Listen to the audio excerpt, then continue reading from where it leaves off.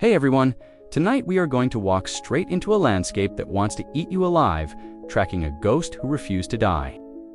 We're heading into the suffocating humidity of the 19th century Florida territory, a place where the map simply stopped, replaced by a jagged, watery void that swallowed entire armies.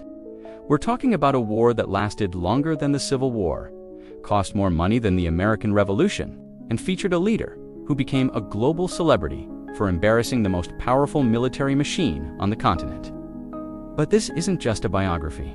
It's a survival story about a man who turned the mud, the mosquitoes, and the sawgrass into a fortress that not even cannons could breach.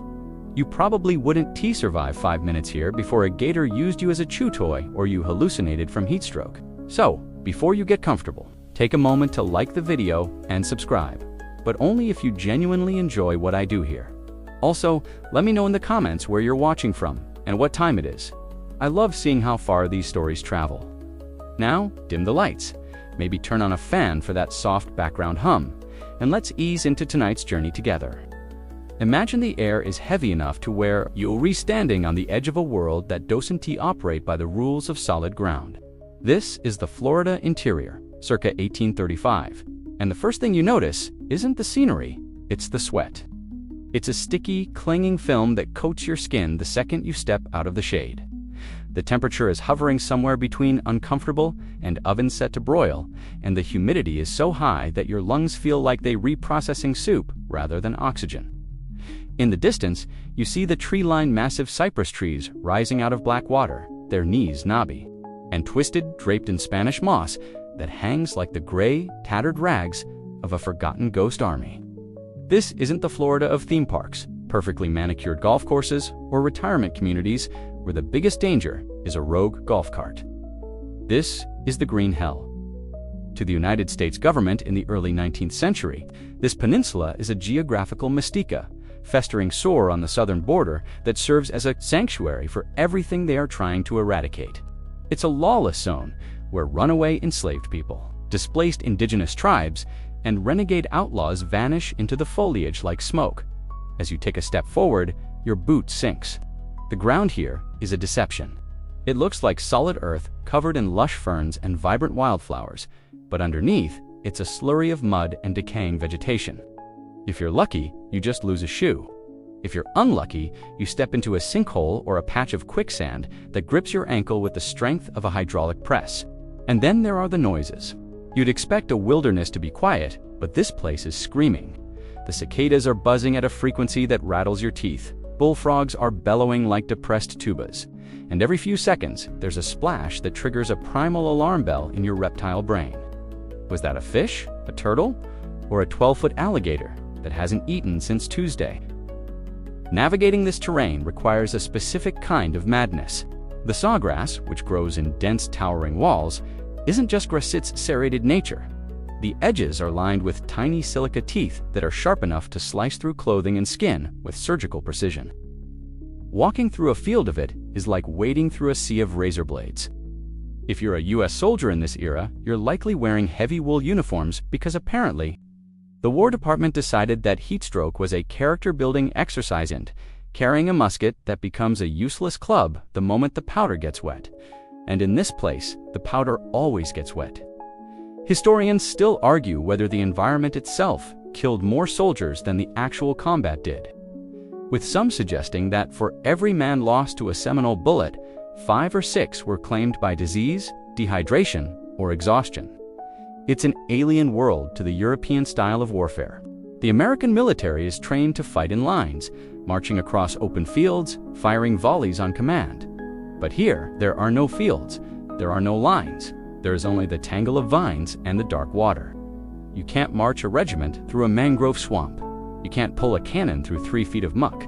The logistical nightmare is absolute. It's like trying to fight a boxing match while you underwater and your opponent is a shark.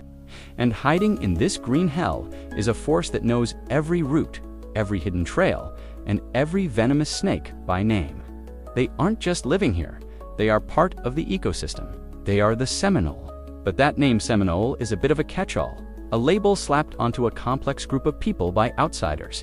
The word itself comes from the Muskogee word Seminole, which is often translated as runaway or wild one, though some linguists suggest it's actually a derivative of the Spanish word cimarron, meaning wild or untamed. It wasn't originally a single tribe with a unified ancient history. It was a coalition of survivors. Think of them as the ultimate resistance movement.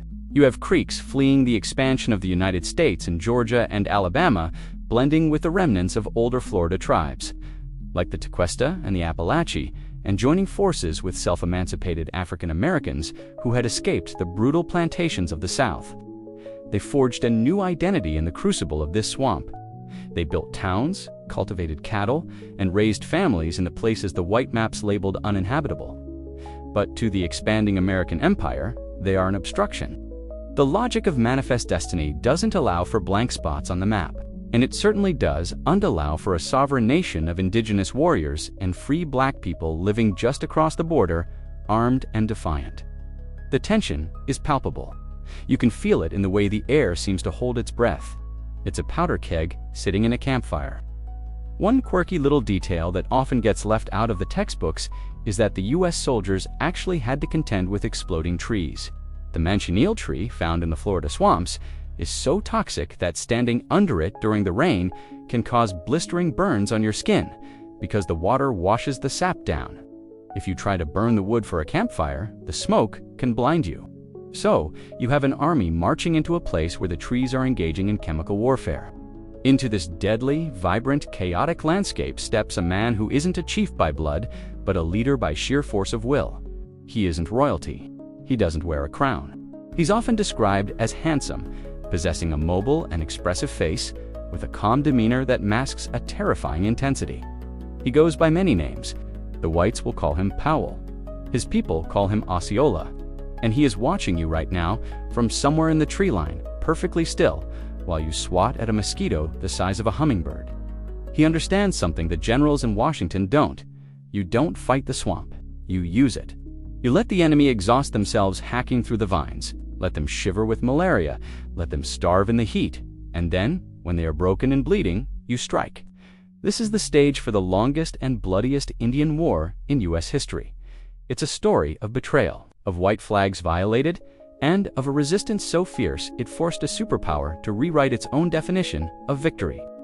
But before Osceola could become the ghost of the Everglades, he had to be born into the fire. And to understand the fire, we have to leave the swamp for a moment and travel north, back to where the blood first started to spill. Now, we need to rewind the tape. We're relieving the suffocating heat of the Florida Everglades and traveling back in time and space to around 1804. To the rolling woodlands of Tallahassee, Alabama, it's a different world.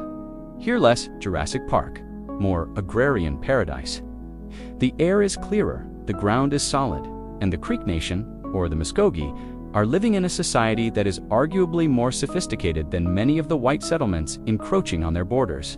They have centralized towns, complex agricultural systems, and a diplomatic network that would make a modern politician's head spin.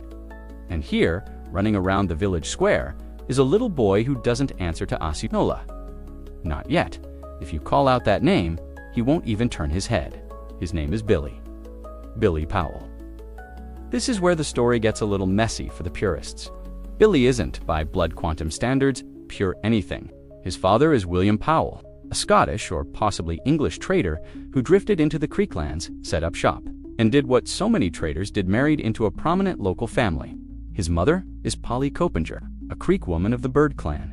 In the matrilineal society of the Muskogee, your father's lineage is interesting, but your clan is everything. You are what your mother is. So, while the white world would later look at his light skin and European facial features and label him a half-breed to the Creek, he is fully, undeniably, a citizen of the nation. But Billy isn't growing up in a peaceful pastoral idyll. He is growing up in a house that is slowly catching fire. The Creek Nation is in the middle of a brutal identity crisis, an internal civil war that makes modern political Thanksgiving dinners look like polite tea parties. On one side, you have the White Sticks or the Lower Creeks. These guys are the pragmatists. They look at the tidal wave of American settlers pouring over the Appalachian Mountains and think, okay, we can't beat them, so we have to join them. They are adopting European farming methods, owning private property, spinning cotton, and tragically owning enslaved African Americans. They are trying to civilize themselves in the eyes of the young United States to survive. On the other side, you have the traditionalists, the Upper Creeks. They look at this assimilation and see cultural suicide. They see the loss of the old ways, the corruption of their spirit, and the theft of their land by signed treaties that aren't worth the paper they re-scrawled on. They want to reject the white man's tools, his clothes, and his whiskey. They carry red war clubs. They are the Red Sticks. And right in the middle of this powder keg stands little Billy Powell, watching his people tear each other apart. The spark that blows the whole thing sky high comes from a celebrity guest appearance. In 1811, the legendary Shawnee leader Tecumseh travels south. Tecumseh is basically the Che Guevara of the early 19th century indigenous resistance, but with better oratory skills. He wants a pan-Indian alliance to push the white settlers back into the ocean. He gives speeches that are so fiery they become legend. He tells the Creeks to burn their looms, kill their cattle, and prepare for war. Here is a quirky little detail that borders on the supernatural. Tecumseh allegedly told the Creeks that when he returned home to the north, he would stomp his foot on the ground and the earth would shake to signal the start of the war. A few months later, the New Madrid earthquakes hit the most powerful series of earthquakes in recorded U.S. history, strong enough to ring church bells in Boston and make the Mississippi River flow backward. To the Red Sticks, this wasn't geology, it was the signal. The Creek Civil War that follows is horrific. It's neighbor against neighbor, clan against clan. But it doesn't stay local for long. The United States, led by a particularly angry Tennessee general named Andrew Jackson, a man who reportedly rattled when he walked because of all the dueling bullets lodged in his body, sees this internal native conflict as a golden opportunity. He doesn't care about the nuance of red stick versus white stick. He just sees Indians and land.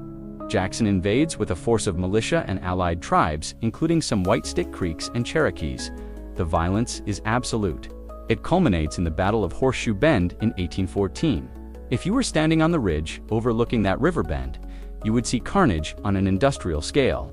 Jackson's forces trap the Red Sticks against the river and slaughter them. The Tallapoosa River runs red with blood. It effectively breaks the back of the Creek resistance. This is the formative trauma of Billy Powell's life. He is around 10 years old. He isn't fighting on the front lines, but he is running from the aftermath. Imagine being a 10-year-old kid, watching the smoke rise from your burning village, knowing that the long knives the American soldiers are coming to kill or enslave anyone left behind. Historians still argue about the exact nature of William Powell's departure during this chaos. Some say he abandoned the family to save his own skin, fleeing back to the white settlements. Others suggest he simply couldn't follow them into exile because of his background. Either way, the father figure vanishes from the narrative here. Billy loses his dad and his home in the same stroke. He is now solely under the care of his mother and the surviving Red Stick warriors who are fleeing south. They are refugees in their own land. And where do refugees go when the North is burning? They go to the one place the Americans haven't conquered yet. They go to the Spanish territory. They go to Florida. This migration changes Billy. The soft, rolling hills of Alabama are replaced by the harsh, flat scrub of the Panhandle and the Peninsula. The trauma hardens him. He stops being just a mixed-blood kid named Billy and starts becoming something else. He begins to participate in the purification rituals of the warriors. One of these rituals involves the consumption of ASI, the black drink. It's a tea brewed from the roasted leaves of the Yopin Holly Ilex vomitoria. The Latin name gives away the ending. It's highly caffeinated, loaded with antioxidants, and if you drink enough of it during a ceremony, it acts as a powerful emetic. You vomit violently. It's meant to purge the body of physical and spiritual impurities before council meetings or battle. Billy Powell takes to this ritual with a terrifying dedication. He becomes the one who shouts to the spirits while serving the drink. This role, the black drink crier, or Osceola in the Creek language, is where his name comes from. ASI, the drink, and Yahola, the shout. The white ear, lazy with foreign vowels, will slur this together over time. Osceola becomes Osceola. So, as the refugees limp across the border into Spanish Florida, the boy Billy is dying, and the warrior Osceola is being inked. He carries with him a deep, smoldering hatred for the United States, a hatred fueled not by abstract politics, but by the memory of burning towns and the loss of his birthright. He has seen what American diplomacy looks like. It looks like Andrew Jackson standing over a pile of corpses at Horseshoe Bend, and as he looks at the swamps of Florida, he doesn't see a hellscape. He sees a fortress. He sees a place where the long knives might stumble. But the Seminoles aren't the only ones hiding in the Florida shadows. As Billy and his mother integrate into this new world, they find they have neighbors. Neighbors who know the chains of the Americans even better than they do. You are walking south, and with every mile, the ground beneath your feet becomes less forgiving. The red clay of Alabama, solid and familiar, gives way to the sandy loam of the Florida Panhandle, and eventually to the limestone and water of the peninsula itself. If you are one of the thousands of Red Stick refugees making this journey alongside young Billy Powell, you are tired, you are hungry, and you are carrying the psychological weight of a world that has collapsed behind you. This isn't an organized relocation, it's a desperate scatter. You travel in small bands, family units, clutching whatever heirlooms you managed to grab before the soldiers came. You're moving into a land that feels prehistoric. The pines here are tall and spindly, the flatwoods stretching out endlessly, broken only by hammock islands of dense oaks and palms. But as you push deeper into this territory, technically owned by Spain, but effectively ruled by no one, you realize you aren't walking into an empty wilderness. You are walking into a cultural mixing bowl. The history books often simplify this moment. They say the Creeks moved to Florida and became the Seminoles, as if they just changed their team jersey and called it a day. But the reality is far more chaotic and fascinating. When the Red Stick refugees arrive, they are crashing into a party that started decades ago. Florida has been a sanctuary for a long time. The original indigenous inhabitants, the Calusa, the Tequesta, the Timucua, had been largely decimated by European diseases and slave raids from English colonists in the 1700s. But they weren't entirely gone. Remnants of these ancient people still haunted the coastlines and the deep interior survivors, who knew the secrets of the shell mounds. Then there were the earlier waves of Creek migrants who had moved down in the mid-1700s.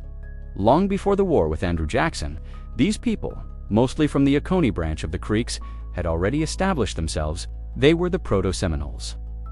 They had a head start on adapting to the environment. They had already traded their log cabins for open-sided structures called Chickees platforms raised off the soggy ground, thatched with palmetto leaves designed to let the breeze through while keeping the snakes out. So, when the militant, traumatized Red Sticks show up, there is tension. Imagine a group of radicalized political exiles moving in with their distant cousins who have been living a chill beach bum lifestyle for 50 years. The newcomers are angry, they are heavily armed, and they are carrying a grudge against the United States that burns hotter than a branding iron. This convergence creates a new identity. The Seminole are not a single tribe in the traditional genetic sense. They are a geopolitical necessity. They are a coalition formed by pressure. The shared trauma of American expansion acts like gravity, pulling these disparate groups of Miccosukee, Red Stick refugees, ancient Florida remnants into a single orbit. They stop identifying solely by their old town names back in Alabama and start identifying by their shared resistance. They are the wild ones.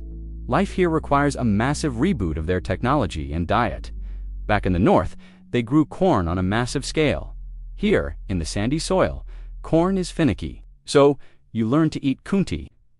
This brings us to a quirky little botanical reality check. The coontie plant is a prehistoric cycad that looks like a fern but is actually a gymnosperm. It grows wild in the Florida scrub. It's full of starch, which is great. It is also, in its raw state, full of a neurotoxin called psychosin. If you just grind it up and eat it, you die a painful death. The Seminoles figured out a complex industrial process involving grating the root, washing the pulp repeatedly with water to leach out the poison, and then fermenting the mash. It's a days-long process to make a single loaf of bread. It's the ultimate slow food. But they don't just survive on toxic roots, they thrive on beef. Here is a mainstream historical fact that often gets overshadowed by the guerrilla warfare narrative. The Seminoles were cowboys long before the Wild West was even a glimmer in Hollywood SI. The Spanish had introduced cattle to Florida in the 1500s, the ancestors of the Florida cracker cow and the Texas longhorn. These cows went feral and multiplied in the scrub. The Seminoles became expert herdsmen. They didn't keep cattle in fenced pastures. They let them roam free in the woods and rounded them up when needed. By the time Osceola is a young man, Seminole chiefs are often measured by the size of their herds. Some owned thousands of head of cattle. They were wealthy, savvy traders who sold beef to the Spanish in St. Augustine and the Cubans in Havana. So banish the image of starving refugees huddling in the mud. By the 1820s, the Seminole nation is a prosperous, decentralized confederacy. They have towns, they have vast herds of cattle, they have trade networks, they are doing fine. Historians still argue whether this prosperity was actually the primary driver for the coming conflict. While the official narrative was about border security and runaway slaves, many modern scholars suggest that the white settlers in Georgia simply looked south, saw all that prime grazing land and all those thousands of unbranded cattle, and decided they wanted to liquidate the Seminole assets into their own pockets. As Billy Powell matures in this environment, he is absorbing this new hybrid culture. He learns the dialects of the Miccosukee, he learns how to track a cow through a palmetto thicket, he learns that the Spanish are weak landlords who can be manipulated, and the British are distant friends who might provide guns if you ask nicely. But the most critical lesson he learns, the one that will define his war, comes from the people who live in separate villages nearby. These villages aren't inhabited by anyone with red skin. The people here are black. This is the most unique feature of the Florida frontier. The Seminoles have neighbors who are escaped enslaved people from the American South. They are the Black Seminoles, or Maroons, and their relationship with the indigenous tribes is not what you might expect. It's not master-slave in the American sense, nor is it total equality. It's a feudal alliance, a symbiotic partnership forged in the fires of mutual existential dread. The Seminoles need the Maroons because the Maroons speak English learned on the plantations and understand the white man's psychology and tactics. The Maroons need the Seminoles because the Seminoles know the land and have the numbers to fight. As you walk through a Seminole settlement in the 1820s, you might see a black warrior interpreting for a Seminole chief. You might see their children playing together. You see a society that is terrifying to the slaveholding states of the South, a beacon of freedom, shining just across the border, a place where a black man can hold a gun and look a white man in the eye. And for the United States, that beacon has to be extinguished. The refugees have found a home, but they haven't found safety. Because back north, the man who burned their villages in Alabama has just decided that Florida shouldn't belong to Spain anymore. Andrew Jackson is putting his boots on again. And this time, he's not just coming for the Creeks, he's coming for everyone. You are standing in a clearing, miles from the nearest white settlement, deep in the heart of what the maps call Indian Territory. But the people working the fields in front of you aren't Indians. They are black. They are speaking a creolized mix of English, Spanish, and Hichati. The architecture of their homes feels faintly African, different from the open-air chickees of the Seminoles you saw earlier. You are looking at one of the most dangerous places in North America. Least dangerous if you own a plantation in Georgia. You are looking at a Maroon community. To understand why the Florida wars were so relentless, you have to understand that for the United States, this wasn't just an Indian war. It was the largest slave rebellion in U.S. history, disguised as an Indian war. The history books often glaze over this, focusing on the red man versus the white man. But the black man was the pivot point upon which the whole conflict turned. For decades, enslaved people in the Carolinas and Georgia didn't just look north to the mythical promised land of Canada. They looked south. There was an underground railroad running in reverse, heading straight into the steamy swamps of Florida. Why? Because the Spanish crown, in a delightful bit of geopolitical trolling, had issued edicts as early as the late 1600s, granting freedom to any enslaved person who escaped the British colonies, made it to Florida, and converted to Catholicism. By the time Osceola is coming of age, this tradition has evolved into a full-blown military alliance.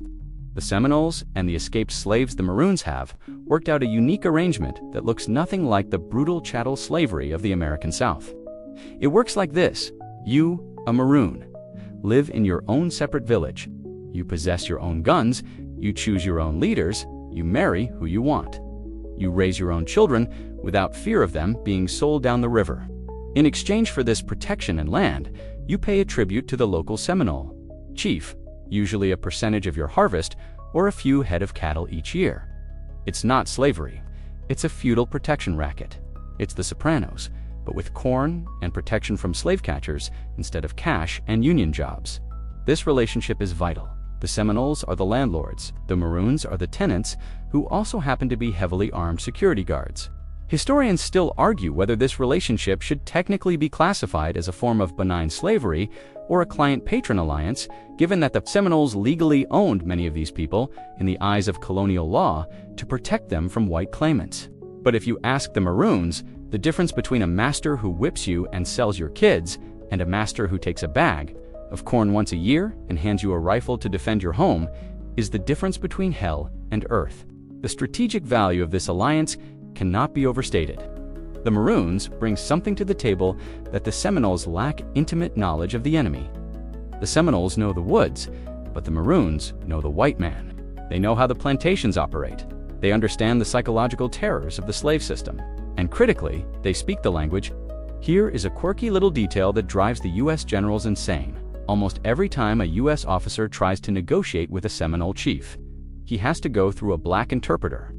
Imagine the dynamic. A pompous U.S. general, dripping in gold braid, has to speak to a savage chief, but his words are being filtered through a man who is technically a runaway piece of property. The interpreter controls the flow of information. He can soften a threat, sharpen an insult, or completely change the meaning of a treaty term. The Black Seminoles are the gatekeepers of diplomacy. One figure rises above the rest in this regard: a man named Abraham. Abraham is a legend. He is a formerly enslaved man who escaped from Pensacola and rose to become the prime counselor to the principal Seminole chief, Micanopy. Abraham is described as tall, imposing, with a lazy eye and the intellect of a grandmaster chess player. When he walks into a negotiation tent, the white officers get nervous. They know Abraham is smarter than them. They know he's reading the fine print. And they know that Abraham knows exactly what happens if the Seminoles surrender. The Indians get shipped west, but the Maroons get shipped back to the sugar plantations. For Abraham and his people, this is a zero-sum game. There is no surrender. There is only victory or death. This desperation stiffens the Seminole spine. Whenever a Seminole chief wavers, whenever they think about taking the government's money and moving west, the black counselors are there to whisper in their ear, "If you go, they will take us. And once they take us, who will grow your corn? Who will translate your words? You need us." To the southern plantation owners, this alliance is a hydra-headed monster. It is their worst nightmare made manifest. They are terrified that the existence of armed free black communities in Florida serves as a magnet, pulling their labor force away. Every time a slave escapes and isn't caught, the myth of the Maroons grows. It challenges the entire ideological foundation of slavery, the idea that black people are naturally submissive and incapable of self-governance. Here is proof, living and breathing in the Florida scrub, that this is a lie. This fear transforms the conflict. The United States government isn't just trying to grab land, they are trying to crush a bad example. They need to destroy the Maroon settlements to secure the institution of slavery in the South. For young warriors like Osceola, the color line is blurry. He grows up eating the crops the Maroons grow. He fights alongside them. He sees their bravery. While he is culturally Creek and believes in the hierarchy of his people, he recognizes that in the sights of an American musket, they are all the same target. The bond is sealed in blood and marriage. Many Seminoles and Maroons intermarry. The bloodlines tangle like the roots of the mangroves. By the 1830s, trying to separate the black from the Indian in Florida is like trying to unmix a cup of coffee.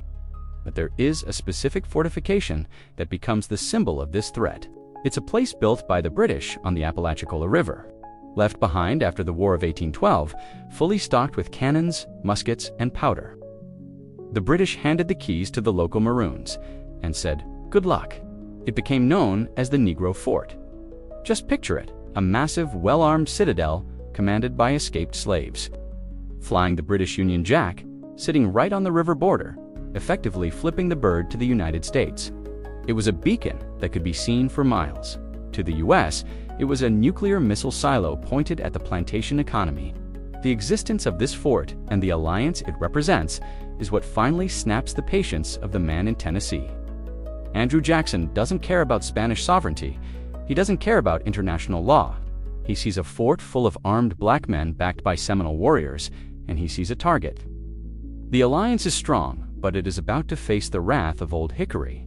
And as we will see, Jackson's method of problem solving usually involves a lot of fire and very little conversation.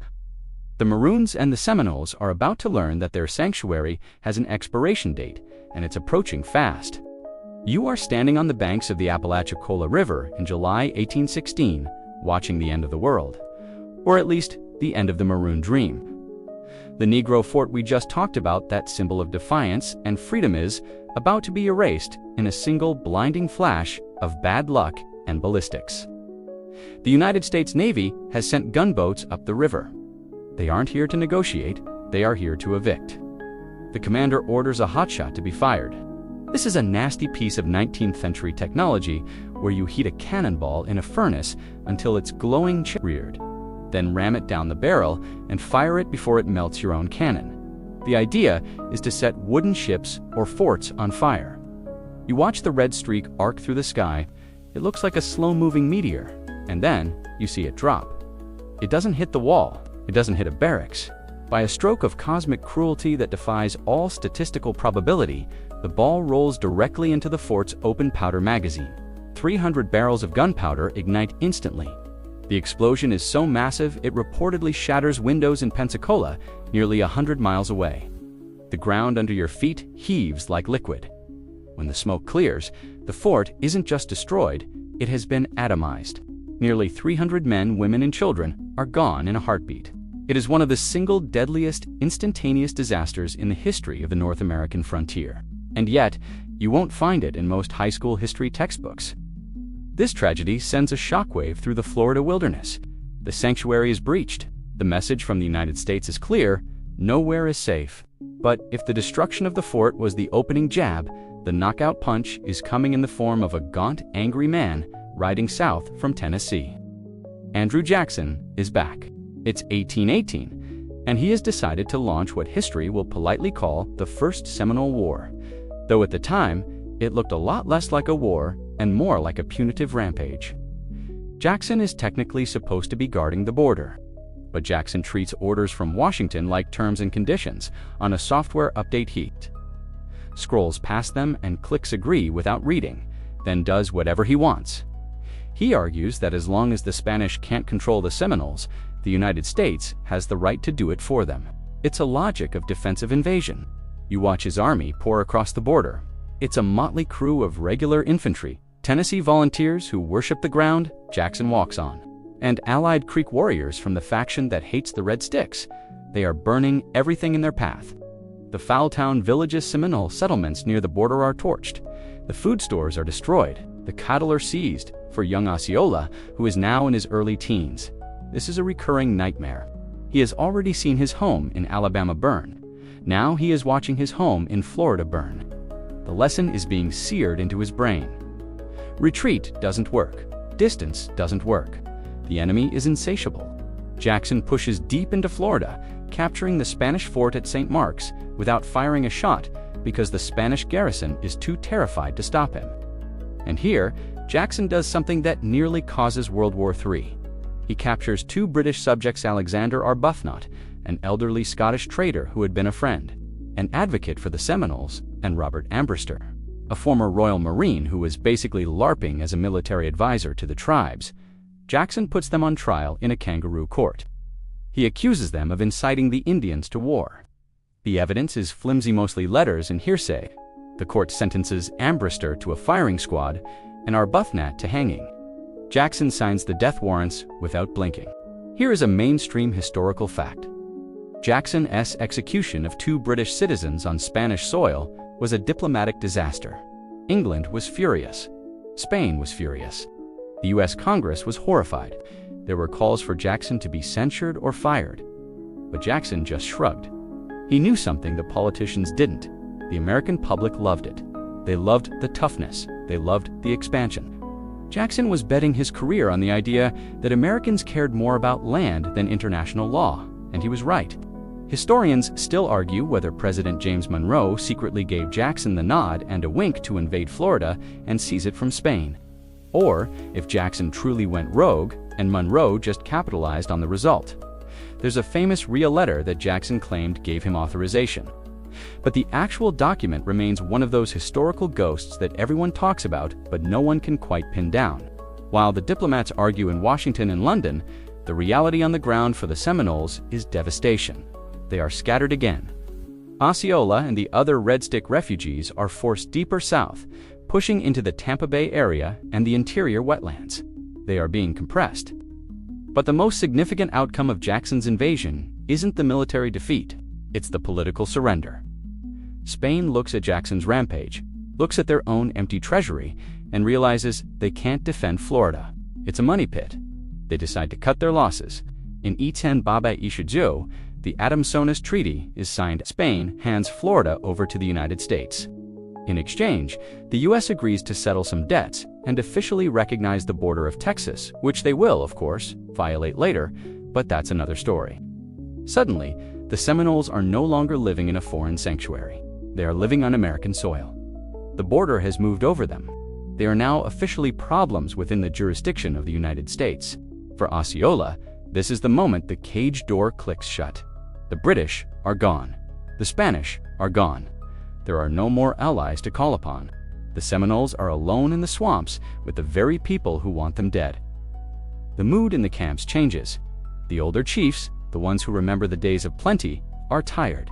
They start talking about accommodation. They start wondering if maybe they can make a deal with the new American governor who, by the way, happens to be Andrew Jackson himself for a brief, miserable stint. But the younger warriors, the ones like Osceola, Kikuchi, Wildcat, and Alligator, they aren't looking for a deal. They are looking at the swamps. They are looking at the dense hammocks where a horse can't ride. They are remembering the lessons of the Negro fort, that static defenses are death traps. You don't build a fort, you become the terrain. One quirky little detail from this period involves a specific survival tactic the Seminoles perfected: crocodile dung sunscreen. Okay, not exactly sunscreen, but insect repellent. To survive in the deep swamps while hiding from Jackson's scouts, you couldn't slap at mosquitoes. The noise and movement would give you away. So, they would coat their skin in a mixture of grease, soot, and yes, sometimes animal dung, to create a barrier against the biting insects. It smelled horrific, but it meant you could lie motionless in the grass for hours while a patrol walked right past you. As the American flag is raised over St. Augustine and Pensacola in 1821, a deceptive quiet falls over the peninsula. The First Seminole War is technically over. But it didn't solve anything. It just moved the pieces around the board. The Americans think they have one. They think the Indian question in Florida is just a matter of paperwork now. They are about to try to solve that question with a treaty. They are going to invite the chiefs to a nice little meeting at a place called Moultrie Creek. They are going to bring gifts and whiskey and a piece of paper with very small print. Osceola isn't a chief yet. He won't be at the head of the table, but he's watching. And he's starting to realize that the pen is often far more dangerous than the sword. The trap is being set, and it looks deceptively like a reservation. You are sitting on the banks of a creek just south of St. Augustine. It is September 1823, and the air is thick with the smell of roasting meat, tobacco smoke, and the nervous sweat of high-stakes diplomacy. You are witnessing the grand theater of the Treaty of Moultrie Creek. If the First Seminole War was the stick, this is the carrot. Or rather, a carrot painted gold to hide the rot inside. The United States government, having realized that chasing Seminoles through the swamps is expensive and embarrassing, has decided to try the civilized approach. They have invited the principal chiefs of the Seminole Nation to a parley. The scene before you is impressive. Over 400 Seminoles have gathered. There are 70 distinct chiefs and warriors present. Dressed in their finest regalia turbans wrapped with bright calico, silver gorgets gleaming on their chests, and ostrich plumes nodding in the breeze. Across from them sit the American commissioners, William Duval, the new governor of the territory, James Gadsden, a surveyor who looks at the land and sees only grid lines, and Bernard Sig. They are smiling. They are passing around cups of whiskey. They are distributing gift beads, knives, cloth. It feels like a celebration. But if you look closely at the map, spread out on the table, you realize it's actually a foreclosure.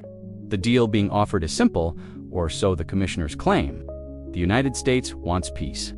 They want to protect the Seminoles from the encroaching white settlers. To do this, they propose a reservation. But look at where this reservation is located. The commissioners trace a shape in the center of the Florida peninsula. It starts about 20 miles south of Micanopy and ends just north of the Everglades. It explicitly excludes the Gulf Coast. It explicitly excludes the Atlantic coast. It explicitly excludes the fertile panhandle. This is a masterstroke of strategic strangulation. By cutting the Seminoles off from the coast, the U.S. government is severing their lifeline to the outside world. No more trading cattle with Cuban fishermen, no more buying gunpowder from Bahamian merchants, and most importantly, no more easy escape routes for the Maroons. The reservation is designed to be a landlocked prison without walls. The head chief at this gathering is a man named Nemathla. He is dignified, eloquent, and deeply suspicious. He stands up to speak, and the crowd goes quiet. He points to the map and tells the commissioners that the land they are offering is poor and barren. He explains that his people are cattle owners, not farmers, of sandy scrub. He asks, quite reasonably, how they are supposed to survive in a place where the grass is too sparse to feed a herd. Governor Duval, who has the bedside manner of a used car salesman trying to offload a lemon, assures him that the land is bountiful. He promises annuities, $5,000 a year in goods. He promises a school. He promises a blacksmith. He promises that the United States will protect the reservation boundaries from any white intruders. You can almost hear the internal groan of the younger warriors standing at the back of the crowd. They know what a boundary is worth to an American settler. It's a suggestion, not a law. Among those watching from the periphery is Osceola. He isn't a signatory chief yet. He's a young man, a subchief or Tustanugi war leader, observing the elders. He sees the whiskey flowing a little too freely. He sees the confusion as the interpreters, some of whom are working for the Americans, struggle to translate complex legal concepts like fee simple and sovereignty into the Muskogee language. Historians still argue whether the chiefs actually understood what they were signing at Moultrie Creek. Some scholars suggest that the interpreters deliberately mistranslated the terms, telling the chiefs they would keep their lands while the paper they signed said they would surrender them. Others argue the chiefs knew exactly what was happening but felt they had no choice surrender. The coast or face another war they were unready to fight. In the end, the pressure is too much. Nemathla and the other major chiefs make their marks on the paper. They agreed to move their people into the reservation within a year. They agreed to help catch runaway slaves, a clause that is practically unenforceable, but the Americans insist on it. The Treaty of Moultrie Creek creates a designated Seminole territory of about 4 million acres. That sounds massive. It sounds like a victory. But in reality, it is a humanitarian disaster waiting to happen. The interior of Florida in the 1820s is a harsh environment for people used to the rich estuaries of the coast and the rolling hills of the north. The water is often bad. The game is scarcer. One quirky, often overlooked detail of the treaty is Article 6, which provided the Seminoles with $1,000 to be expended in the purchase of farming utensils and ... cattle and hogs. It sounds generous until you do the math. Divided among nearly 5,000 people, that's about 20 cents per person to rebuild an entire agricultural economy from scratch. The government also promised rations of meat, corn, and salt to help with the move. But as you might expect, when the time came, the meat was often spoiled pork and the corn was weevil-infested meal. But the real kicker, the thing that you probably wouldn't survive if you were a Seminole in 1824, is the starvation winter that follows the relocation. Imagine the logistics. You have to pack up entire villages' grandmothers, infants, livestock, tools and march hundreds of miles south into an area you don't know. When you get there, you have to clear land, build new chickies, and plant crops. But you're arriving in the off-season. You can't plant. The crops you left behind are gone. The rations the government promised are delayed or lost by corrupt contractors who pocket the money. Hunger begins to stalk the reservation, and with hunger comes anger. The chiefs, who signed the treaty like Nemathla, lose face. They look weak. They look like they were duped. Nemathla eventually gets deposed, and the leadership structure of the Seminoles begins to fracture. This power vacuum is critical. It opens the door for a new generation of leaders to step forward. Leaders who aren't hereditary chiefs Mikos, but meritocratic war leaders. Men who earned their rank through ability, not bloodline. Men like Osceola. Osceola looks at the reservation not as a home, but as a holding pen. He sees the boundaries shrinking. He watches as white squatters cross the line to steal cattle or hunt on Indian land, and he watches the U.S. Army do absolutely nothing to stop them. The promise of protection was a lie. And then there's the issue of the Maroons. The treaty explicitly demands that the Seminoles stop harboring runaway slaves. But the Maroons are family. They are allies. The white slave catchers see the Treaty of Moultrie Creek as a hunting license. They start patrolling the borders of the reservation, snatching any black person they can find, claiming they are runaways, regardless of whether they were born free in Florida or not. You are watching the tension ratchet up day by day. The reservation is a pot of water on a stove, and the lid has been clamped down tight. The heat is rising. The peace of Moultrie Creek lasts for about 5 or 6 years, but it's a miserable, starving peace. It's a peace defined by resentment. The Seminoles are trapped in the kidney of Florida Vital, but sensitive and the organism of the United States is trying to reject them. But the Americans aren't done. They look at the reservation and think, you know what? Even this is too much. The settlers in the north are clamoring for more land. They want the center of the state too. They want it all. And in Washington, D.C., the political winds have shifted into a hurricane. In 1828, the man who burned the Seminole towns, the man who hanged the British subjects, the man the Indians call Sharp, Knife Andrew Jackson is elected President of the United States.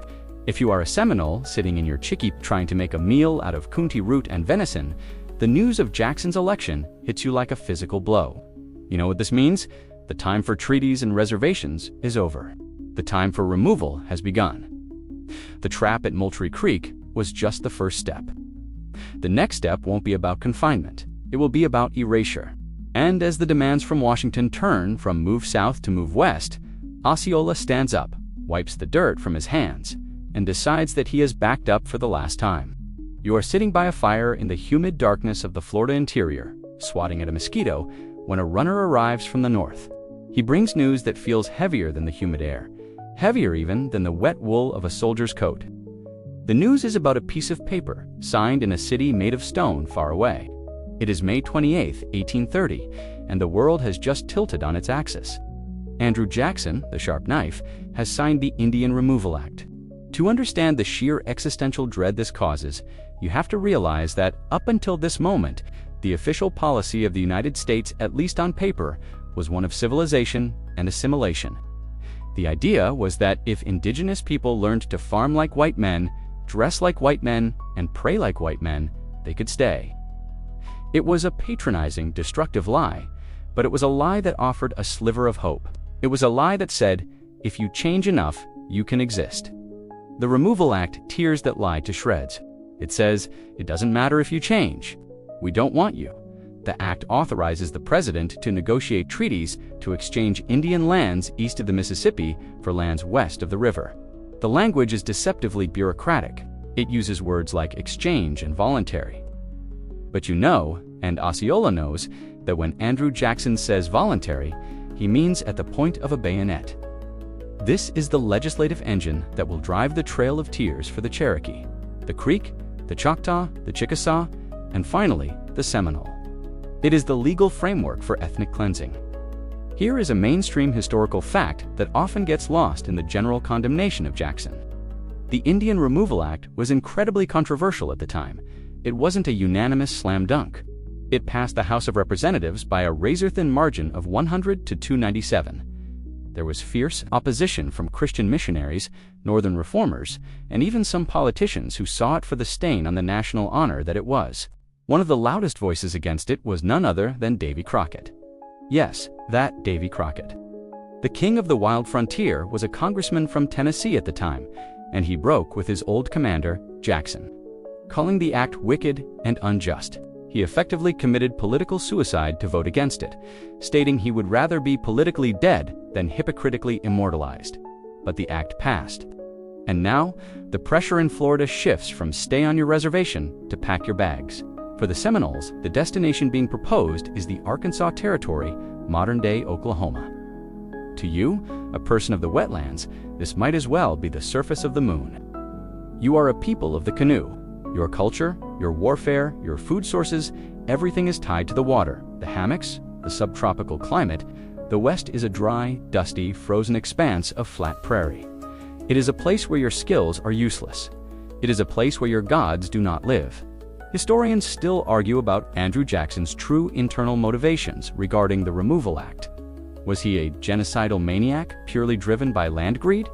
Or did he genuinely believe in a twisted, paternalistic way that removal was the only humanitarian option? Some of his private letters suggest he believed that if the tribes stayed in the East, they would inevitably be wiped out by white settlers and alcohol, so moving them west was an act of saving them. It's the "I'm destroying your life for your own good" argument, which, frankly, is a hard sell when you're the one holding the gun. But for Osceola, the nuances of Jackson's conscience are irrelevant. What matters is the reality on the ground. The agents, the white men who live near the agencies, start changing their tune. They stop talking about crop yields and start talking about how nice the weather is in Oklahoma. They start withholding the annuities promised in the Moultrie Creek Treaty, using food as leverage. Well, there's plenty of beef in Arkansas. This is the nightmare phase. It's psychological warfare. The Seminoles are being squeezed. The settlers in Alachua and Marion counties are getting bolder, stealing Seminole cattle with impunity, knowing that the courts won't convict them. If a Seminole retaliates, it's an uprising. If a white man steals, it's commerce. You can feel the fracture line spreading through the Seminole leadership. The old principal chief Micanopy is heavyset, tired, and indecisive. He just wants peace.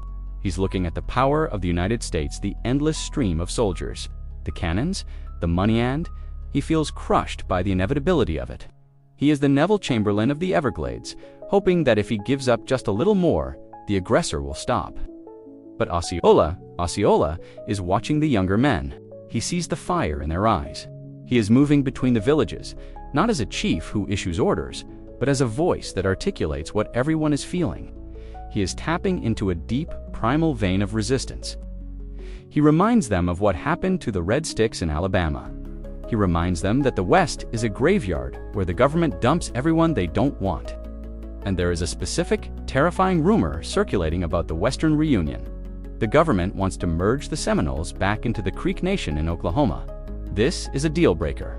Remember, many Seminoles are refugees from the Creek Civil War. They ran away to escape the Creeks, who allied with Jackson. If they are forced to merge back with the Creeks in the West, they aren't just losing their autonomy. They are being sent to live with their enemies. It would be like forcing political dissidents to move in with the secret police, who burned their houses down. Furthermore, for the Black Seminoles, the Maroons, this rumor is a death sentence. The Creek Nation in the West has adopted chattel slavery. If the Seminoles are absorbed into the Creek Nation, the Maroons will lose their unique status as armed allies and tributaries. They will be enslaved. So, the Removal Act isn't just a relocation order. For the Maroons, it is a re-enslavement order. For the Seminoles, it is a loss of sovereignty. You can see the alliances hardening. The Maroons, like Abraham, begin to hold secret councils with the militant Seminoles. They know that if the chiefs sign a removal treaty, the Maroons are finished, so they begin to exert their influence. They tell Micanopy and the other elders, if you sign, you die. If not by the white man, then by us. The atmosphere is paranoid. Every new face is suspected of being a spy. Every meeting with the Indian agent is dissected for hidden threats. One quirky detail about the logistics of this era: the government was so eager to sell the idea of the West that they actually organized a site visit. They wanted to take a delegation of chiefs out to Oklahoma to look at the land, hoping they would come back and tell everyone how great it was. It's like a timeshare presentation from hell. Come see the dust. Look at the lack of swamps. Sign here.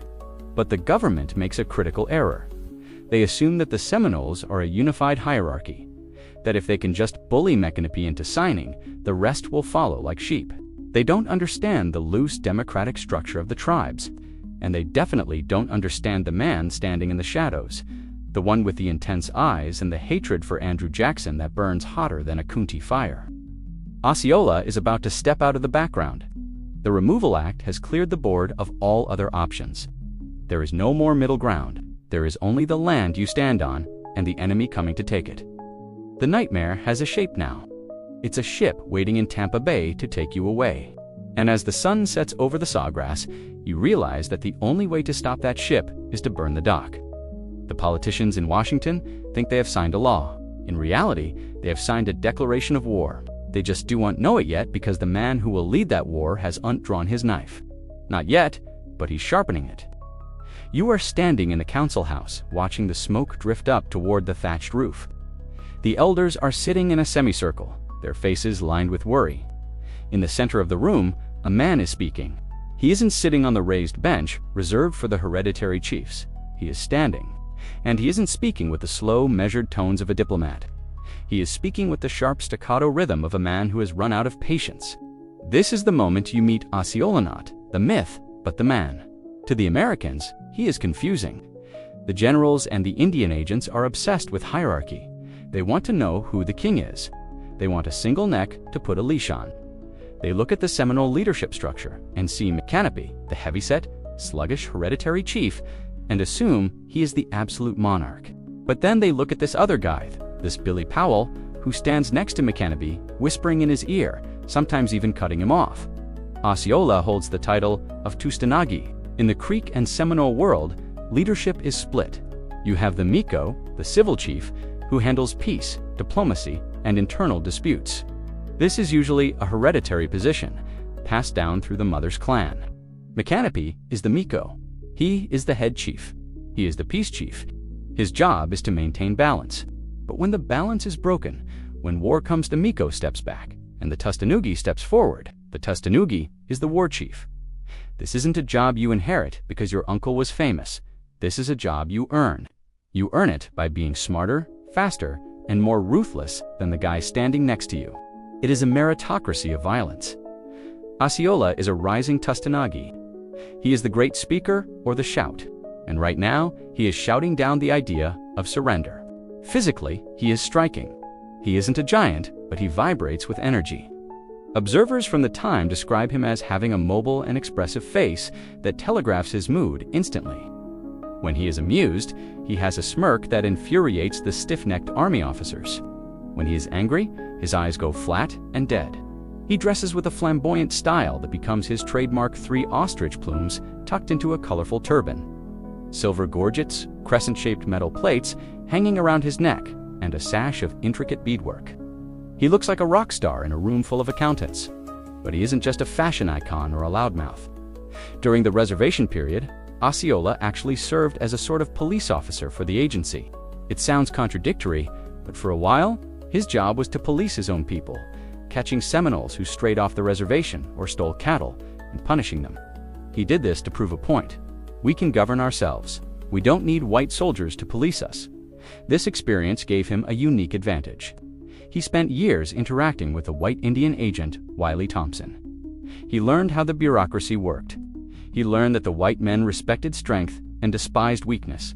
He realized that every time McCanopy apologized or backed down, the agents just pushed harder. So Osceola invents a new role for himself. He becomes the voice.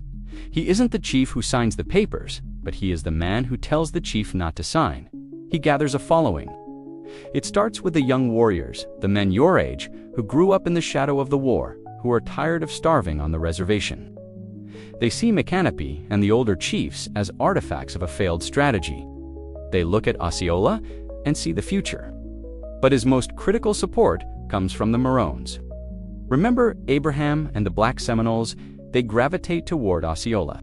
They know McCanopy is soft. They know McCanopy owns slaves himself in the Seminole fashion and might be tempted to sell them out to save the tribe. But Osceola has no such baggage. He has a red stick heart. He hates the Americans. The Maroons know he will fight to the last bullet, which makes him the safest bet for their own survival. Historians still argue about the exact nature of Osceola's coup. Was he a usurper who hijacked the tribal leadership, effectively holding the peace chiefs hostage to his radical agenda? Or was he the natural expression of the tribe, as will a break glass in case of emergency leader who emerged because the traditional system had failed? There is a moment that perfectly captures this dynamic. In meetings with the agent, McCanopy would sit there, sweating, trying to think of a diplomatic answer to a demand for removal. Osceola would simply stand behind him and say, loudly enough for everyone to hear, "The land is ours. We will die here." He forces McCanopy's hand. He makes it physically dangerous for the chiefs to capitulate. He creates an atmosphere where moderation is viewed as treason. One quirky little detail about Osceola's rise is his relationship with the American soldiers stationed at Fort King, modern-day Ocala. Before the shooting started, he was actually somewhat popular with the officers. He was a great athlete. He would challenge the soldiers to ball game stickball, which is the violent ancestor of lacrosse. He would wrestle, he would joke with them. They called him Billy and treated him like a charming local mascot. They had no idea that while he was playing ball, he was memorizing the layout of the fort. He was counting the muskets. He was measuring the height of the walls. He was charming them so they would underestimate him. This is the insurgency phase. Before the insurgency, Osceola is building a shadow government. He creates a network of runners and spies. He tells the warriors to start stockpiling powder. He tells the women to start hiding corn in the deep hammocks, away from the villages. He is preparing for a siege. But the United States is still operating on the assumption that this is a negotiation. They think they just need to get the right signatures on the right document. They don't realize that power has shifted. They are sending letters to Micanopy, not realizing that Micanopy isn't running the show anymore. The pressure cooker is about to whistle. The government demands a new treaty. They want to formalize the removal. They invite the chiefs to a landing on the Ocklawaha River, called Payne's Landing. Osceola isn't invited to sit at the main table. He isn't a principal chief, he's just a Tustanugi. But he goes. He stands at the edge of the clearing, arms crossed, watching. He watches the agents use every dirty trick in the book: bribery, threats, alcohol, fatigue. He sees the X marks going onto the paper, and something inside him snaps. He realizes that the time for being the policeman is over. The time for being the voice is ending. The time to become the avenger is fast approaching. He understands a fundamental truth that the older chiefs are missing. You cannot negotiate with a hurricane. The United States is a force of nature that wants to scour the Seminole from the earth. You can only endure it, or you can make the cost of the scouring so high that the hurricane decides to change course. As the chiefs prepare to head to Payne's Landing, Osceola is already fighting the war in his head. He knows the terrain, he knows the enemy, and he knows that a piece of paper is about to become the deadliest weapon in the American arsenal. But first, let us look at exactly how the US government managed to pull off one of the greatest swindles in treaty history. Because Payne's Landing isn't just a meeting, it's a masterclass in deception, and you probably wouldn't survive the hangover, let alone the politics. You are drifting down the Ocklawaha River in May 1832. The water here is dark, stained by tannins from the rotting leaves, moving slowly through a tunnel of cypress trees that block out the sun. It feels claustrophobic. You are heading toward a place called Payne's Landing, a small trading post buried deep in the interior. If Moultrie Creek was a diplomatic theater, Payne's Landing is a backroom shakedown. The US government has sent a new man to handle the Indian problem. His name is Colonel James Gadsden. You might recognize the name. He's the guy who later negotiates the Gadsden Purchase, buying a chunk of Arizona and New Mexico. He is a professional land acquirer. He looks at territory the way a butcher looks at a cow cuts, prime sections, and discard piles. Gadsden's instructions from President Jackson are crystal clear. Get them out. No more reservations within Florida. Total removal to the west. And he has been authorized to use whatever leverage is necessary. When you arrive at the landing, you notice the mood is different. At Moultrie Creek, there was pomp and circumstance. Here, there is hunger. The Seminoles have been suffering from drought and delayed annuities. Gadsden knows this. He uses food as a weapon. He effectively says, "We can talk about rations, but first, let's talk about this contract." The document Gadsden places on the table is a masterpiece of legal obfuscation. It's the Treaty of Payne's Landing. Here is the core of the deception. The treaty stipulates that the Seminoles will relinquish all land in Florida and migrate to the Creek Reservation in Arkansas. But, and this is a massive but, there is a condition. Article 1 states that the treaty is only binding if a delegation of 7 chiefs travels to the west to inspect the new land and finds it satisfactory. To the Seminole chiefs sitting their Micanopy jumper, Charlie E. Mathlev. Sounds like a delay tactic. They think, okay, we sign this paper now to get the food and the money. Then we send 7 guys to Arkansas. They will look at the dusty prairie, say we hate it, and come back. Then the treaty is void, and we stay in Florida. It seems like a safe bet. They are buying time. But Gadsden is playing for D-chess while the chiefs are playing checkers. He knows the trap isn't in Florida. The trap is in Arkansas. The negotiations drag on. You can see the interpreters, Abraham and Cujo, sweating. They are in an impossible position. Gadsden is pressuring them. likely threatening their status or their families if they don't get the chiefs to sign. The chiefs are relying on them to translate the legalese. Historians still argue whether the interpreters were complicit in the betrayal or if they were just as trapped as the chiefs. Some evidence suggests Gadsden might have bribed Abraham with a personal guarantee of freedom for him and his family if he facilitated the deal. It's a classic divide-and-conquer strategy. Save yourself, sell your leaders. Finally, the chiefs send, or rather, they make their marks. Micanopy, the head chief, reportedly refuses to sign it first, then is bullied into it, or according to some accounts, someone else holds his hand and forces the pen. It's messy, it's coercive, but Gadsden gets his paper. Now comes the second part of the hustle. The delegation of 7 chiefs, including the respected leader John Hicks, boards a ship for the West. They travel for months. They arrive in the Arkansas Territory in the dead of winter. It's cold. It's bleak. The land is nothing like Florida. It's hard, dry ground that requires heavy plows, not the light gardening the Seminoles are used to.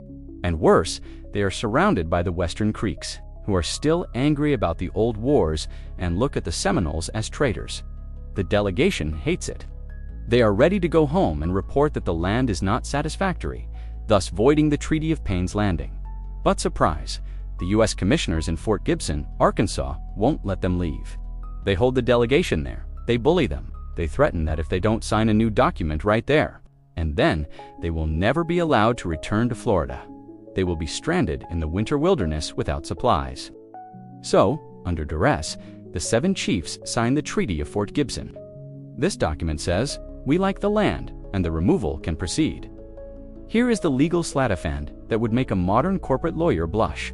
The U.S. government interprets this signature not just as the delegation's approval, but as the entire Seminole nation's ratification of the Payne's Landing Treaty. The trap snaps shut.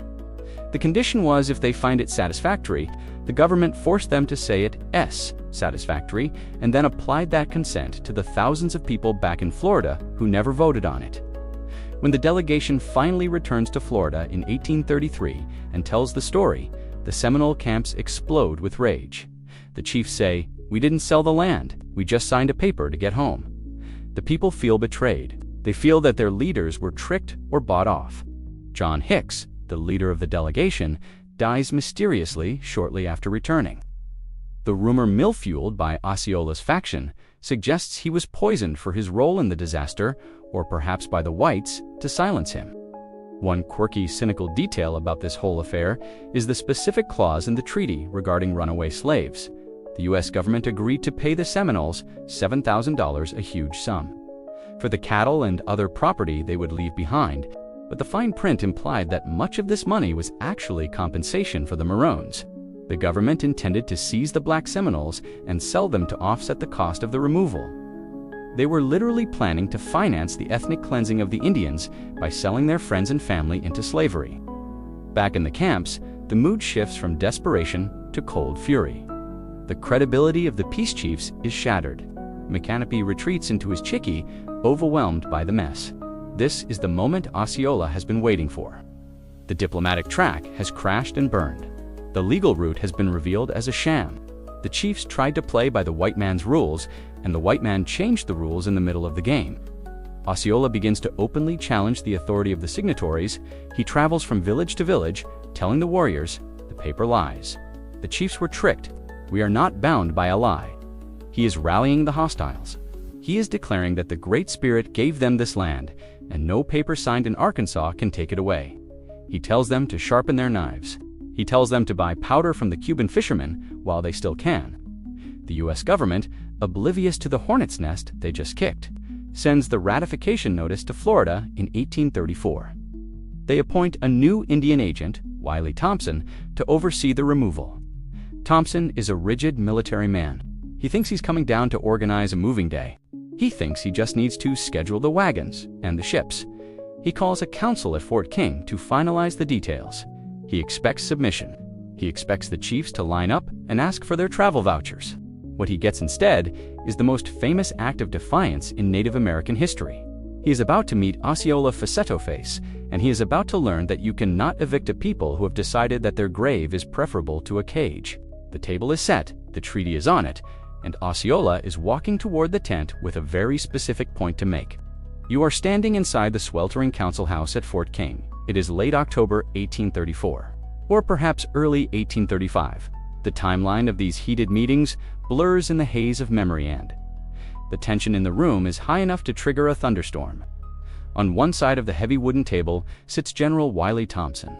He is the new Indian agent, a man who radiates the stiff, bureaucratic impatience of someone who has a schedule to keep and feels like these savages are making him late. He is flanked by officers in blue wool uniforms, sweating profusely, hands resting near the hilts of their swords. On the other side stand the Seminole leaders. McCanopy is there, looking pained and reluctant. Jumper is there, his face a mask of stoic resistance. They are being berated. Thompson is lecturing them like a disappointed schoolmaster. He is holding up the Treaty of Payne's Landing and the ratification from Fort Gibson. He tells them, point blank, that the debate is over. The great father in Washington, President Jackson, is angry. The move to the west is mandatory. He demands that each chief step forward and sign a document acknowledging that they are ready to go. The air is thick with resentment. The chiefs mutter in Muskogee. They make excuses. They say they are sick. They say they need to consult their people. They say the original treaty was a lie. Thompson slams his hand on the table. He threatens to cut off their annuities. He threatens to remove McCanopy from his position as head chief. He is pushing them into a corner, banking on the fact that their spirit is broken. And then the crowd parts. Osceola steps forward. Remember, he isn't the head chief. By strict protocol, he shouldn't even be addressing the agent while McCanopy is present. But the protocol died the moment Thompson started threatening them. Osceola moves with a coiled, panther-like grace. He is wearing his signature turban with the plumes, his silver gorgets catching the dim light. He stares at Thompson with eyes that are described by witnesses as burning with a tiger-like ferocity. He approaches the table where the hated treaty lies. He looks down at the paper that claims to own his future. He looks at the X marks of the coerced chiefs, and then he draws his knife. It's a Spanish dagger, a heavy blade he carries at his belt. In one fluid motion, he raises his arm and drives the blade down. The knife pierces the paper, tearing through the signatures, and bites deep into the solid wood of the table. The handle quivers with the force of the blow, according to the legend that will be told around campfires for the next century. He snarls. The only treaty I will ever make with the whites is with this. Now, historians still argue whether this dramatic dagger scene happened exactly as the folklore describes. Some strictly academic accounts suggest it might be an embellishment added later to spice up the biographies, or that he simply slapped the table, or made a verbal declaration so sharp it felt like a knife wound. There is no official government record of a table being stabbed, which to be fair isn't the kind of thing a bureaucrat writes down item 4, savage damaged government furniture. But whether the knife physically pierced the paper or not is almost irrelevant. The act was real. The message was delivered. In that moment, Osceola shattered the illusion of negotiation. He publicly castrated the authority of the United States in front of his own people. He showed the trembling chiefs that it was possible to say no. The room goes deathly silent. Thompson is stunned. He is used to Indians begging, or arguing, or sulking. He isn't used to this visceral, violent rejection. He looks at Osceola and realizes he has made a terrible miscalculation. He thought he was dealing with a disorganized rabble. He just realized he is dealing with a revolution. Osceola yanks the knife or his hand back, turns on his heel, and walks out. The other warriors follow him. McCanopy, emboldened by his Tustenuggee defiance, refuses to sign. The council ends in chaos. Thompson, furious and humiliated, makes his next mistake. He decides to treat Osceola like a common criminal rather than a political leader. He bans the sale of gunpowder and lead to the Seminoles. He thinks that if he starves them of ammunition, they will submit. This is a mainstream historical fact. The ban on powder sales was the tipping point. The Seminoles were hunters. No powder meant no venison. No venison meant starvation. Thompson was effectively trying to starve them into submission before the war even started. But Thompson forgets that Florida has a long coastline and that Cuban fisherman Dan T. care about American embargoes. Osceola simply activates his smuggling networks. He tells the warriors to hoard every grain of powder they have. Save your powder for the white man, he says. Use the bow for the deer. One quirky, almost cinematic detail from this period is the personal nature of the feud that develops between Osceola and Wiley Thompson. They become obsessed with each other. Thompson sees Osceola as the singular obstacle to his career success. Osceola sees Thompson as the embodiment of American treachery. Thompson tries to assert dominance in a petty way. Shortly after the council failure, he has Osceola arrested for insolence during a dispute at the agency store. He orders the proud warrior to be clapped in irons and thrown into the Fort King guardhouse. Imagine the humiliation. Osceola, the voice of the resistance, shackled like a thief. He is left there for 2 days, seething in the dark. But Osceola is a master tactician. He knows he can't fight the war from a jail cell. So he acts. He feigns submission. He calls for the interpreter. He apologizes to Thompson. He says his head was full of foolishness. He promises to behave. He even promises to sign the treaty if Thompson releases him. Thompson, desperate for a win and arrogant enough to believe he has broken the savage, buys it. He releases Osceola. He even gives him a rifle as a gesture of goodwill. He has no idea that he just opened the cage door for a tiger that has spent 48 hours planning exactly how to eat him. As Osceola walks out of Fort King, rubbing his wrists where the irons chafed him, he isn't thinking about moving to Arkansas. He is thinking about the specific sound a rifle makes when it is fired at close range. He tells his confidants, "I will kill that man." It isn't a threat. It is a promise. The diplomatic phase is officially dead. The table with the knife hole, or the metaphorical hole, sits in the empty council house. The ink on the treaty is dry, but it doesn't matter anymore. The only ink that matters now is blood. Osceola returns to the swamps and gives the order. Move the women and children deep into the interior. Hide the cattle, prepare the ambushes. The Second Seminole War is about to begin. But it won't start with a formal declaration or a trumpet blast. It will start with a Christmas present for Wiley Thompson. You are watching a masterclass in deception. The humid air around Fort King in the late autumn of 1835 is heavy with a false sense of security. And the architect of this illusion is the man who was just released from the guardhouse. Osceola is playing the role of his life. After his release from irons, he doesn't storm off into the woods to scream at the moon. He hangs around the agency. He brings gifts to Wiley Thompson. He smiles. He jokes with the officers. He tells Thompson, "You were right to punish me. I was a hothead. My people are ready to go west." Thompson, whose ego is as large as his blind spot, eats it up. He writes letters to Washington stating that the resistance has broken, that the bold and dashing Billy Powell has been tamed by a few knights in shackles. He essentially pats himself on the back for his firm hand. But if you look closely at Osceola's eyes, when Thompson turns away, you see the predator waiting. While Osceola is playing the penitent friend at the fort, his runners are crisscrossing the swamps. They aren't organizing a surrender.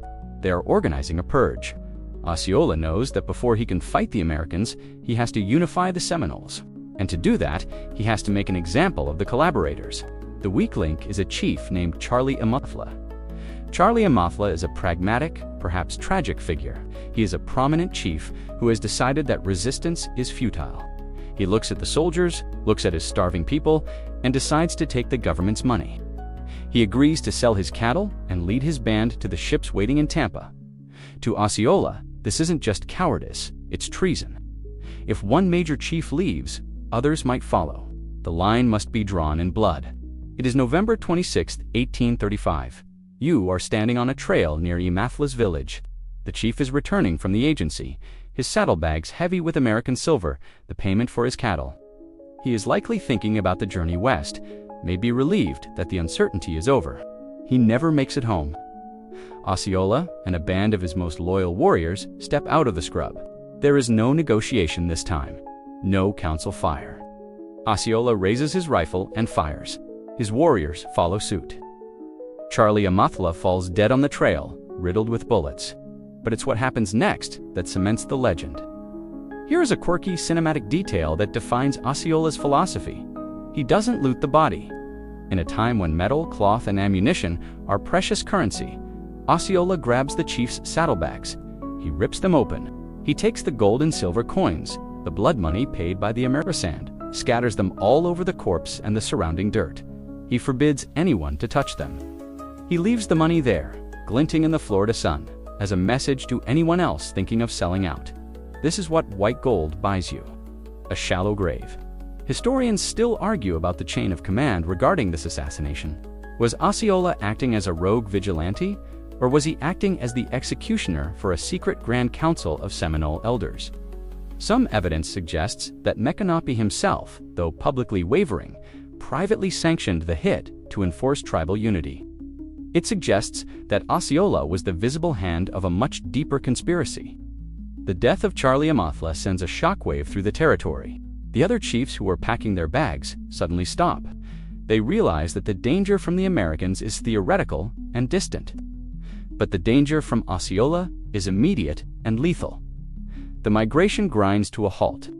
Back at Fort King, Wiley Thompson finally starts to get nervous. He hears about the murder. He realizes that the tamed Osceola has vanished from the fort. The friendly visits have stopped. The woods have gone quiet to quiet. Thompson sends out urgent messages to the military commanders. He requests reinforcements. He realizes too late that the surrender date of January 1st is not going to be a moving day. It's going to be a D-Day. But Thompson still doesn't understand the personal nature of the vendetta. He thinks this is just Indian trouble. He doesn't realize that he is the specific target of a hunt. Osceola hasn't forgotten the chains. He hasn't forgotten the humiliation. He has sworn an oath to the spirits that Wiley Thompson will not leave Florida alive. The atmosphere in the camps is electric. The warriors are preparing the ASI black drink. They are dancing the war dance. They are moving their families deep into the cove of the Withlacoochee, a vast labyrinthian swamp protected by deep water and dense forests. It is a natural fortress. Osceola is everywhere at once, organizing food caches, checking musket locks, coordinating with the Maroon leaders like Abraham and John Caesar. Speaking of the Maroons, they are busy too. They are slipping onto the plantations near St. Augustine and the St. Johns River. They aren't burning them yet. They are whispering to the enslaved people in the fields. Get ready. When the signal comes, run to the swamp. Grab a machete. Grab a gun. We are coming. They are preparing for a synchronized strike that will shatter the Florida economy in a single week. But the centerpiece of the plan involves a two-pronged attack on the military itself. The Seminoles know that a column of soldiers, led by Major Francis Dade, is planning to march from Fort Brooke, Tampa, to reinforce Fort King, Ocala. They know the route. They know the timing. The plan is simple and audacious. Micanopy and the main force of warriors will ambush the relief column on the road. Osceola, however, will not be there. He has a different appointment. He reserves the right to kill Wiley Thompson himself. As Christmas approaches, the weather turns unseasonably cold. The Florida pine barrens are gray and misty. You can feel the weight of the coming violence pressing on your chest. Wiley Thompson is sitting in his office at Fort King, writing letters, perhaps planning his holiday dinner. He feels safe within the walls of the fort. He assumes that if the Seminoles attack, they will attack the walls in a frontal assault, which the cannons can easily repel. He doesn't realize that the enemy is already inside his perimeter, watching him through the gaps in the palisade, waiting for him to step outside for a breath of fresh air, waiting for the perfect moment to deliver a Christmas present that will echo across the nation. Osceola is lying in the saw palmettos, just a few hundred yards away. He is patient. He has checked his powder. He has sharpened his knife. The time for talking is over. The time for the great father in Washington to learn the price of Florida is here. And for Wiley Thompson, time has just run out. You are crouching in the scrub oak and palmetto thicket just outside the clearing of Fort King. It is the afternoon of December 28, 1835. The air is crisp, a rare Florida chill biting at your exposed skin, but your hands are steady. Beside you, Osceola is motionless, his eyes fixed on the wooden gate of the fort.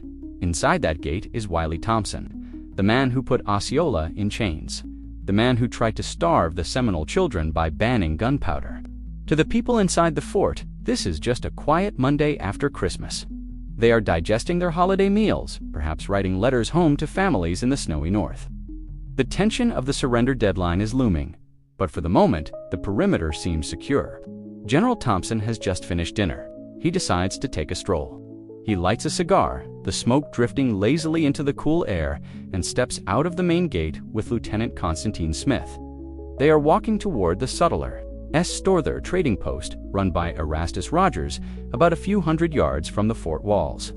They are discussing business or the weather, or perhaps wondering why the woods are so eerily silent today. You watch them walk. They are moving into the kill box. Osceola doesn't signal with a shout. He signals with fire. At a silent command, the palmettos erupt. You and the other warriors rise as one. A volley of musket fire tears through the afternoon calm. 14 bullets strike General Thompson. He is dead before he hits the ground. Lieutenant Smith falls beside him, riddled with lead. This isn't a battle, it's an execution. It is the receipt for the invoice, Osceola wrote the day he was dragged into the guardhouse. But the violence doesn't stop with the volley. The warriors rush forward. Osceola stands over the body of his nemesis. This is personal. He takes his knife, the same knife that supposedly pinned the treaty to the table. Land takes Thompson's scalp. This isn't just a trophy. In the Muskogean way of war, it captures the spiritual power of the enemy. It is the ultimate degradation of the man who thought he could treat the Tustanugi like a dog. Simultaneously, the rest of the war party storms the sutler's store. This is where the settlers and soldiers bought their supplies. The shopkeeper, Erastus Rogers, and his clerks are inside. They have moments to realize what is happening before the doors are kicked in. They are killed instantly. The store is looted not for gold, but for the things that matter: blankets, lead, and powder. Then, the building is set on fire. Inside Fort King, panic reigns. The sentries on the walls hear the shots. They see the smoke rising from the store. They hear the shrill, terrifying war cry, the Jehoiah rising from the woods, but they do nothing. Here is a mainstream historical fact that underscores just how paralyzed the U.S. military was at this moment. The garrison at Fort King was so terrified by the suddenness and ferocity of the attack that they did UN sally out to pursue the attackers. They locked the gates and hunkered down. They watched the smoke rise, knowing that their commander was lying dead in the dirt just a few hundred yards away. And they didn't dare go retrieve his body until the Seminoles had vanished. Osceola and his men don't linger.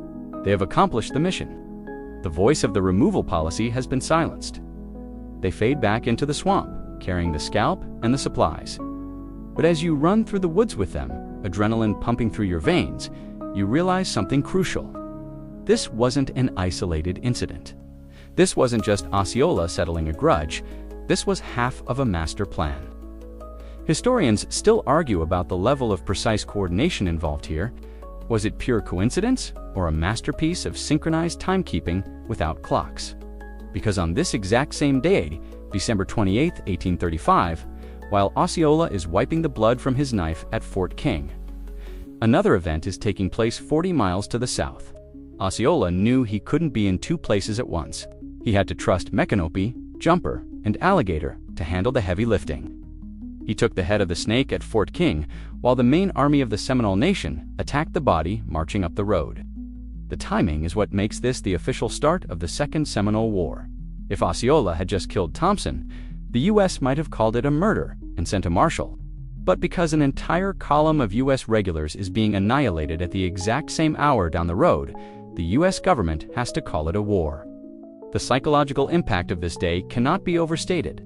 In 1835, the United States Army was small, confident, and largely inexperienced in this kind of warfare. They thought they were dealing with savages who would scatter at the first volley. Instead, they were hit with a decapitation strike.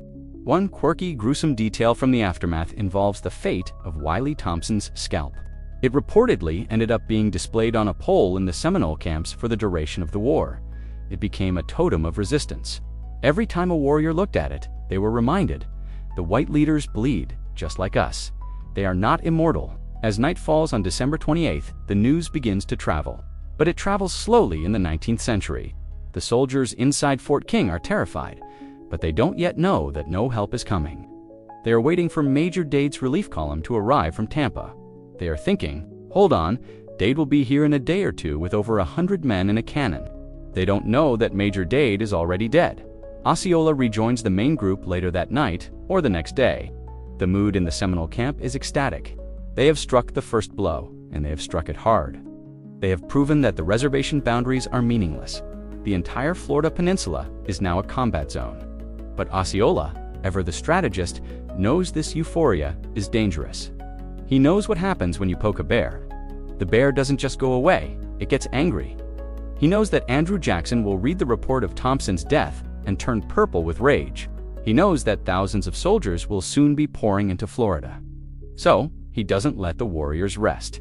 He orders them to prepare the defenses at the Withlacoochee River. He tells them, "We have started the fire. Now we must survive the heat." The Christmas vengeance is complete.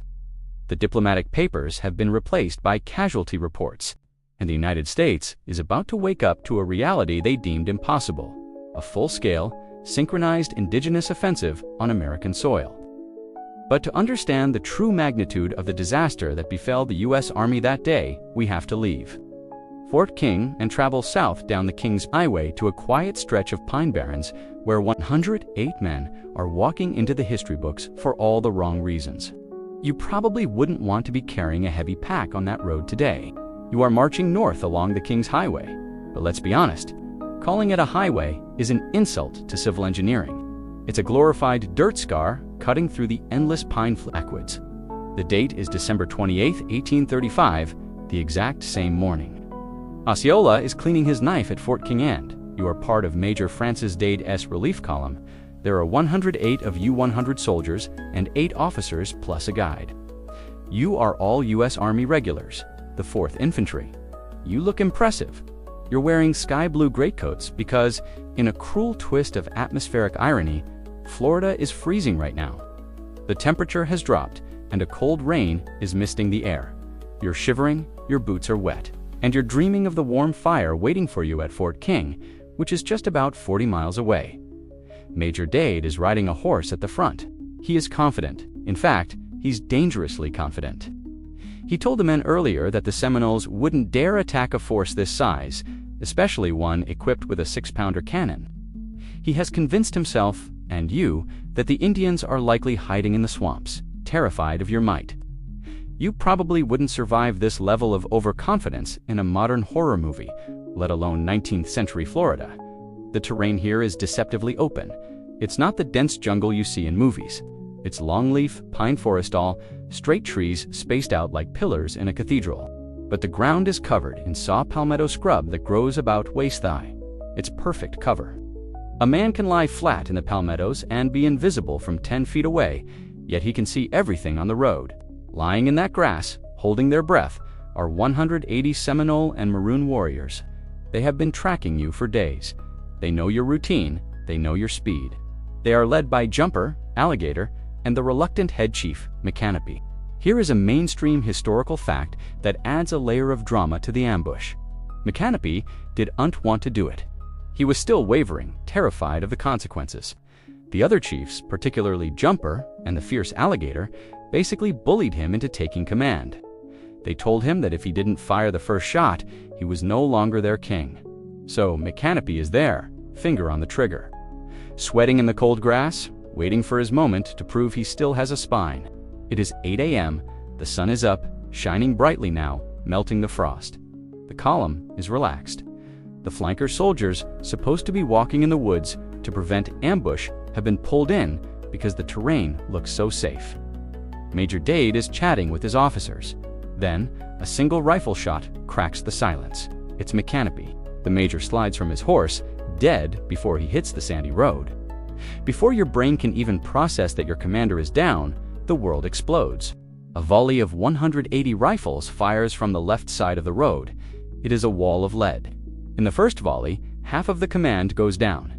50 men are hit within seconds. You see soldiers dropping like marionettes with their strings cut. The screaming starts, the horses towing, the cannon panic and bolt. The survivors, including you in this grim scenario, are in chaos. You scramble for cover behind the pine trees, but the trees are thin. You are trying to load your musket, pouring powder down the barrel with shaking hands, but the enemy is invisible. You see puffs of smoke rising from the palmettos, but no targets. You fire blindly into the grass. Captain George Gardner, who takes command after Dade falls, manages to rally the survivors. He shouts for the cannon, "Load the 6-pounder." Here's a quirky little detail about the artillery support. The soldiers actually manage to get the cannon working. They fire about 50 rounds into the woods. It makes a hell of a noise. It shreds the pine trees. It scares the birds, but it kills almost no one. Why? Because the Seminoles are lying flat on the ground. The cannonballs are whistling harmlessly over their heads. It's the loudest, most expensive leaf blower in history. The battle rages for hours. There is a lull around midday. The Seminoles pull back perhaps to reload or check their casualties, which are incredibly light only. 3 warriors die in the entire engagement. During this break, the surviving soldiers do something desperate. They start cutting down pine trees to build a triangular breastwork, a makeshift log fort. It's only knee-high, but it's better than nothing. They huddle inside this pen, checking their ammo, bandaging their wounds. They think maybe they've driven the enemy off. But the Seminoles haven't laughed. They were just organizing the final push. And this time, they aren't just shooting, they are advancing. They flank the little breastwork, surrounding it completely. The crossfire is murderous. Historians still argue about the final moments of the massacre and specifically the role of the Black Seminoles. The standard narrative is that the Seminole warriors, having achieved victory, left the field. But then, according to survivor accounts, a group of mounted Maroons rode in to finish the job. Moving among the wounded and ensuring no one was left alive to tell the tale, some scholars argue this was an act of vengeance for the horrors of slavery. Others suggest it was practical necessity to prevent intelligence from leaking back to Tampa. By 4 p.m., the guns fall silent. The devastation is total. Out of 108 men, only 3 survive the initial slaughter. They are severely wounded, playing dead under a pile of their comrades' bodies. One of them, Private Ransom Clark, manages to crawl away after dark. He drags himself shot in the thigh, arm, shoulder, and lung 60 miles back to Fort Brooke. He arrives days later, a living skeleton, to deliver the news that the entire command has been erased. Clark's story is horrifying. He talks about lying in the pen, listening to the enemy strip the equipment from the dead. He talks about the thirst. He talks about the sheer hopelessness of fighting shadows. The Dade Massacre, as the press dubs it, because when white soldiers win, it's a battle, but when they lose, it's a massacre, hits the American public like a sledgehammer. It is the worst defeat of the U.S. Army in the Indian Wars until Custer's last stand at Little Bighorn 40 years later.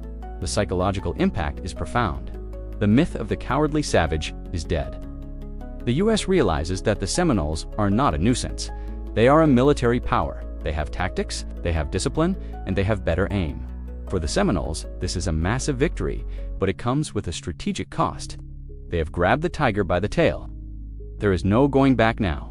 The massacre guarantees that the U.S. government will not stop until every Seminole is removed or dead. The political will in Washington hardens into concrete. But in the immediate aftermath, the Florida frontier is wide open. The army is paralyzed. The settlers are fleeing to the forts in panic. The countryside belongs to Osceola and his captains.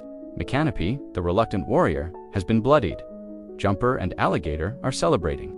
They divide the spoils: muskets, coats, horses. They feel invincible. However, Osceola knows that the army will regroup.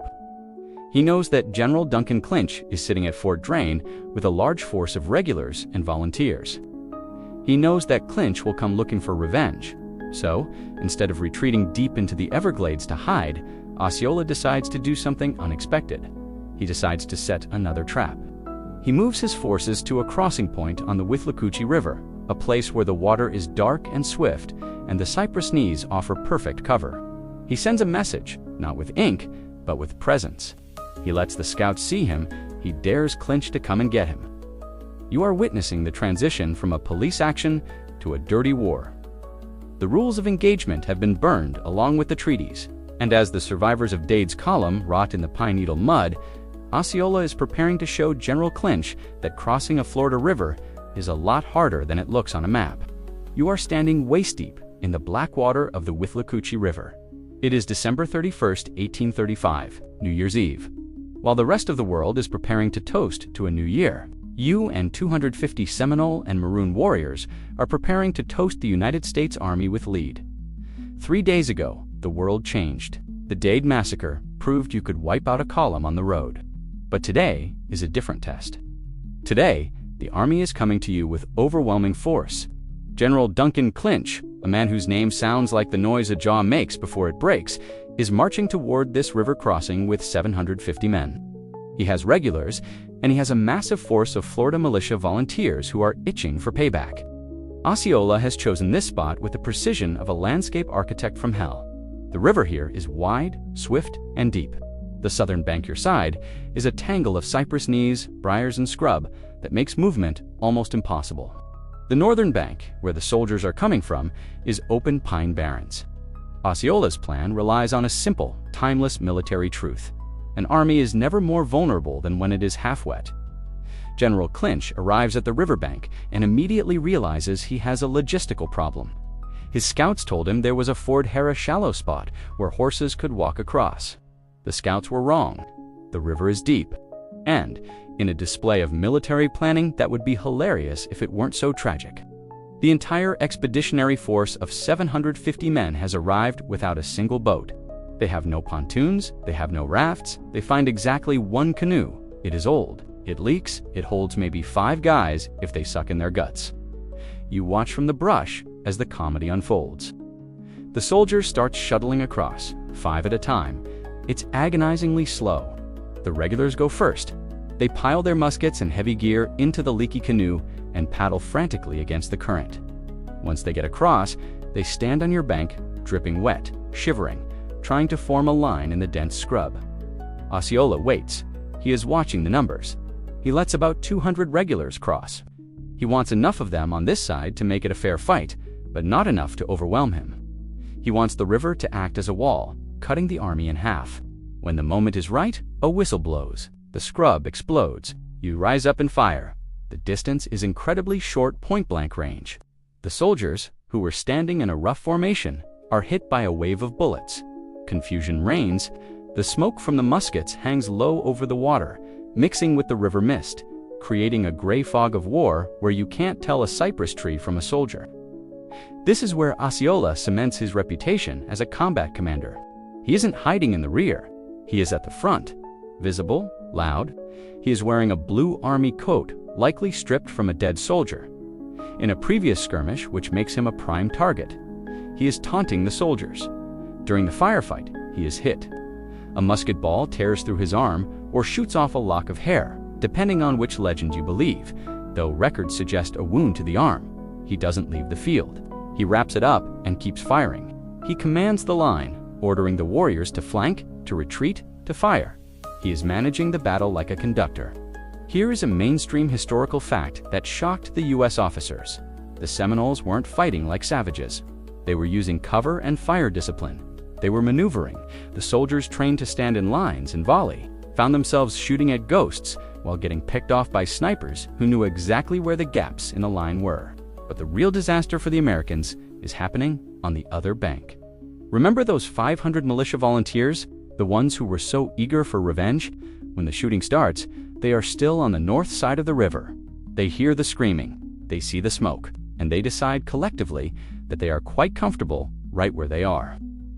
General Call, the militia commander, tries to rally them. He screams, he threatens, but the volunteers refuse to cross the river into the meat grinder. Only a handful brave the canoe. The rest stand on the bank as spectators to the slaughter of the regulars. This is the Battle of the Withlacoochee. It is a tactical nightmare for Clinch.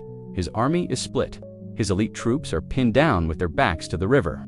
His support force is on a wildcat strike. Historians still argue whether Osceola missed a chance to completely annihilate Clinch's force here. If the Seminoles had pressed harder, they might have pushed the 200 regulars into the river, where they would have drowned or been shot in the water. But Seminole warfare isn't about total war or mass casualties for the sake of it. It's about resource management. Warriors are precious. You don't trade 3 warriors for 10 soldiers if you don't have to. After about an hour of intense combat, Osceola sees that he has made his point. He has halted the invasion. He has inflicted heavy casualties. Clinch loses 4 killed and 59 wounded, a huge number for a small force. He orders a withdrawal. The Seminoles fade back into the swamp. They don't run, they vanish. One minute the soldiers are fighting for their lives, the next they are shooting at empty trees. General Clinch is left holding the bag. He is wounded, his men are battered, and his confidence is shattered. He realizes he can't pursue the enemy into the cove. He orders a retreat.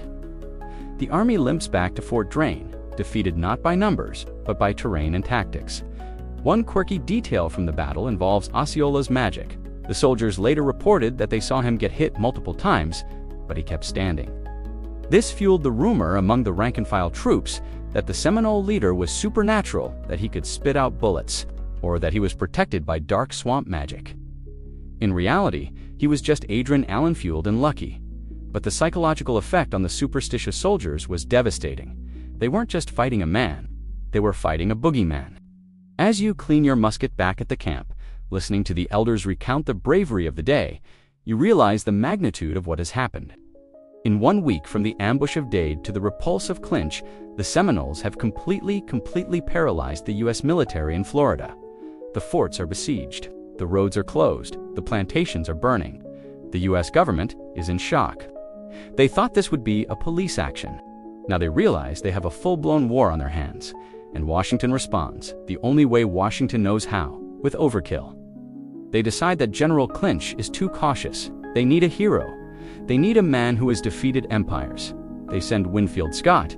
General Winfield Scott is a giant of a man, literally. He's 6'5" ant.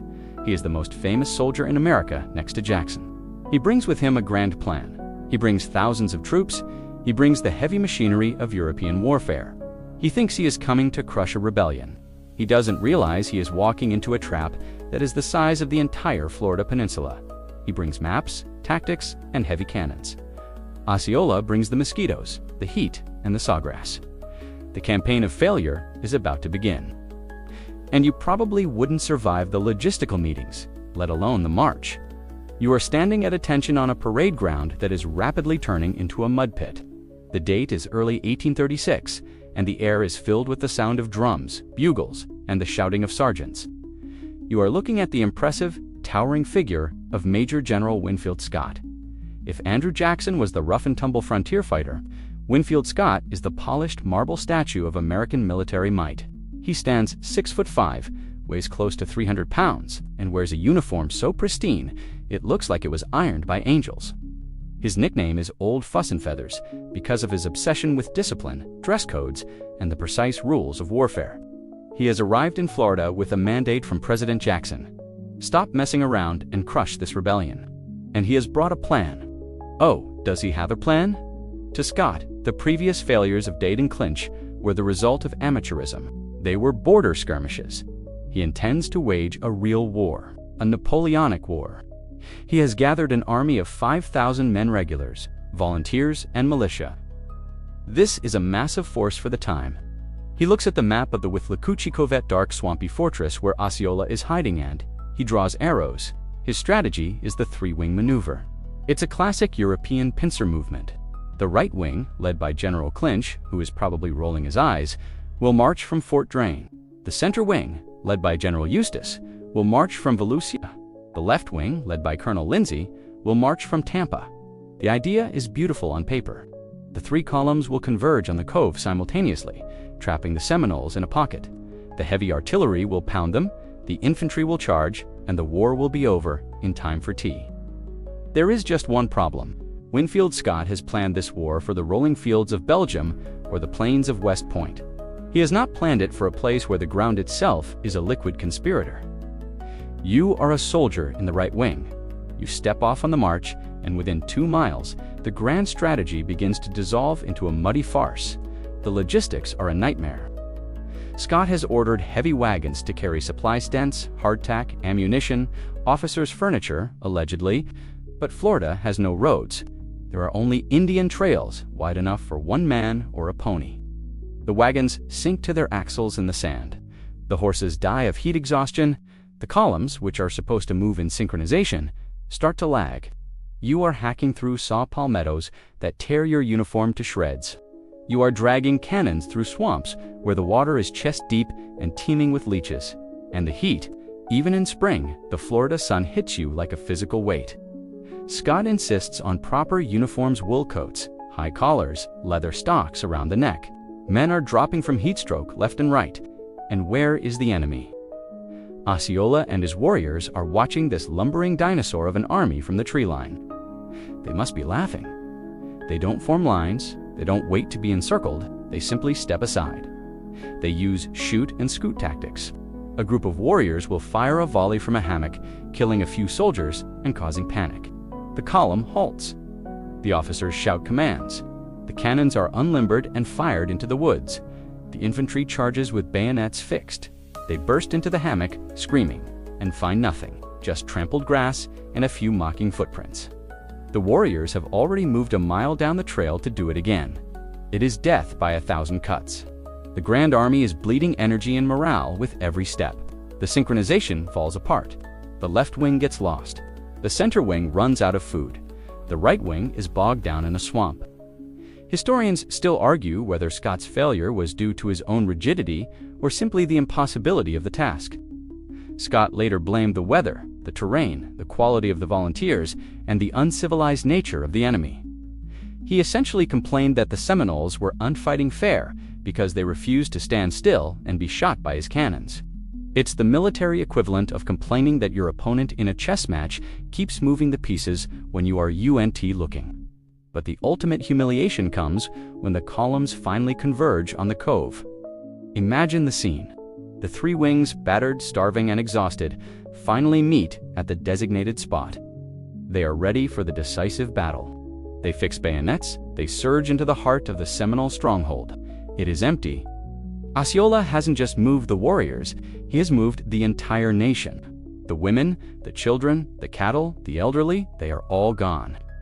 They have slipped through the gaps in Scott's lines like water through a sieve. They have moved deeper into the interior, toward the Okefenokee swamp or the Everglades. All Scott captures is some old pots, a few abandoned chickees, and a lot of mosquitoes. The grand campaign collapses. The army has to retreat because they are starving. They have eaten their horses. They are sick with dysentery and malaria. They limp back to the forts, defeated without ever fighting a major battle. This is Osceola's masterpiece of strategic evasion. He understood that Scott's strength was his mass, so he denied him a target. He let the swamp do the killing. One quirky illustrative detail of this campaign involves the music of war. Winfield Scott was big on morale, so he had military bands accompany the columns. Imagine trudging through a Mosquitoin-fusted swamp knee-deep in muck, while a brass band tries to play Yankee Doodle to keep your spirits up. The noise likely alerted every Seminole within 10 miles of your position. It was the least stealthy military operation in history. The failure is so complete that President Jackson recalls Scott in disgrace. The hero of 1812 is summoned back to Washington to face a court of inquiry. He is effectively fired for incompetence in Indian warfare.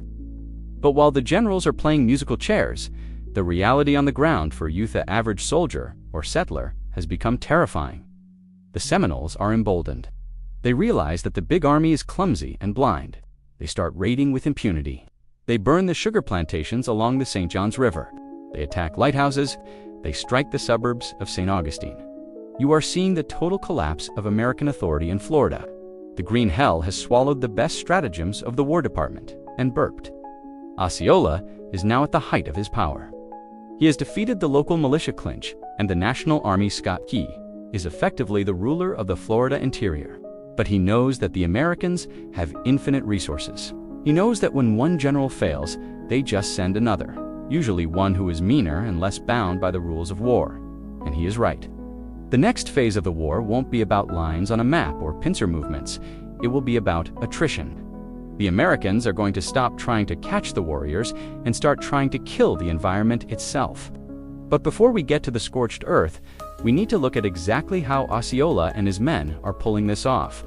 How do you fight an invisible war? How do you live in a swamp that kills white men in 3 days? The answer lies in the specific, brutal genius of Seminole tactics, a style of warfare that predates the Viet Cong by a century. You probably wouldn't survive a single patrol in the sawgrass. Let's find out why. You are a walking point on a patrol through the high sawgrass, and the silence is screaming at you. It is the summer of 1836, and by now you have learned the hard way that in Florida, if you can't hear the birds, you are probably about 10 seconds away from dying. You are clutching a smoothbore musket that weighs 10 pounds and is about as accurate as a t-shirt cannon. You are sweating through your wool uniform, your boots are sucking in the muck, and you are scanning the tree line for a shadow, a movement, anything. But all you see is green. Endless, vibrant, indifferent green. Suddenly, a turkey gobbles to your left. A moment later, an owl hoots to your right. You freeze. It's 2 p.m. on a Tuesday. Owls don't hoot at 2 p.m. Before you can shout ambush, the air turns into a swarm of angry bees. Lead balls rip through the sawgrass. The man next to you drops without a sound. You dive into the mud, heart hammering against your ribs, firing blindly into the smoke. This is the reality of fighting Osceola's army. You aren't fighting a mob of savages. You are fighting one of the most sophisticated light infantry forces on the planet. To understand why the US Army, which had defeated the British Empire, twice was getting dismantled by a few thousand warriors, you have to look at the tactics. The Seminoles weren't just hiding, they were engaging in active, asymmetrical warfare that was decades ahead of its time. First, let's talk about the geometry of the kill zone. The US manuals dictate linear warfare. March in a column, deploy into a line, fire volleys. The Seminoles countered this with a horseshoe or half-moon formation. When a US column advanced, the Seminoles would fade back in the center, allowing the soldiers to push forward. While the flanks of the Seminole line wrapped around the sides of the column, you walk right into the cup. Suddenly, you are taking fire from the front, the left, and the right. There is no cover. If you retreat, you run into the crossfire. If you advance, you run into the swamp. It is a tactical hug of death, and they know exactly who to shoot. Here is a mainstream historical fact that infuriated the US command. The Seminoles specifically targeted officers and NCOs in European warfare. This was considered gauche, almost unsporting. You were supposed to shoot at the mass of men. But Osceola taught his warriors that the US Army was a snake. Cut off the head, and the body writhes helplessly. In almost every engagement Dades massacre, the Withlacoochee, the skirmishes in the Cove of the First Men to Die, are the ones shouting orders. Once the lieutenant is down, the privates' terrified conscripts, or immigrants, who barely speak English panic and break. Now, let's talk about the hardware. You might assume the US Army had the technological edge. You'd be wrong. The standard issue US musket was a smooth-bore weapon effective out to maybe 50 or 75 yards. It was designed for volley fire, not precision. The Seminoles, on the other hand, were often armed with high-quality Spanish and British rifles. These were rifled weapons with spiral grooves in the barrel that spun the bullet, making it accurate up to 200 or 250 yards. They could pick you off while you were still trying to figure out if they were a stump or a person. One quirky, dangerous detail about their rate of fire involves the spit-loading technique. To reload a muzzleloader is a slow process. Powder, patch, ball, ramrod, prime, fire. It takes 20-30 seconds. To speed this up, Seminole warriors would reportedly hold several lead balls in their mouths during a firefight. They would pour the powder, spit a wet bullet directly into the barrel, the saliva acting as a lubricant and patch substitute, bang the butt of the rifle on the ground to seat it, skipping the ramrod, and fire. It was dangerous if the gun misfired. It could explode and it probably caused long-term lead poisoning, but in a firefight, it allowed them to shoot twice as fast as the soldiers. To the US troops, it seemed like the Seminoles had repeating rifles. Then there is the psychological component. The Seminole war cry there, Johoe, became the soundtrack of your nightmares. But the silence was worse. They mastered the art of erasure. After a battle, the Seminoles would almost always retrieve their dead and wounded. To the US soldiers, it seemed like they were fighting immortals. You would fire a volley, see a warrior fall, and when you advanced to the spot, there was no body, just a smear of blood on the grass. This fueled the rumors of supernatural protection. In reality, it was a profound cultural commitment. No one is left behind. Historians still argue whether these tactics were a spontaneous adaptation to the Florida terrain or a continuation of traditional Creek warfare refined during the Red Stick War. Most agree it was a hybrid ancient hunting skills applied to modern combat with a dash of desperate ingenuity. And finally, the environment itself was their weapon. They weaponized the sawgrass. This stuff grows 6 to 10 feet high. It's dense. You can't walk through it quietly. The Seminoles cut secret trails through it, tunnels really, that only they knew. They could move parallel to your column 10 feet away, and you'd never know they were there until the muzzles poked through the grass. They also used the water as a shield. When pursued, they would dive into the swamps, using hollow reeds to breathe underwater if necessary, or simply wading through muck that a white soldier, laden with a knapsack and heavy wool, would drown in. You are fighting the land. You are fighting the heat. You are fighting a sniper who can see you, but you can't see him. The US generals eventually realize that they can't win this way. They can't outfight Osceola because Osceola refuses to fight a pitched battle on their terms. He bleeds them. He exhausts them. He makes the cost of every square mile of Florida territory equal to 10 dead soldiers and $1,000. By late 1836, the war has become a stalemate.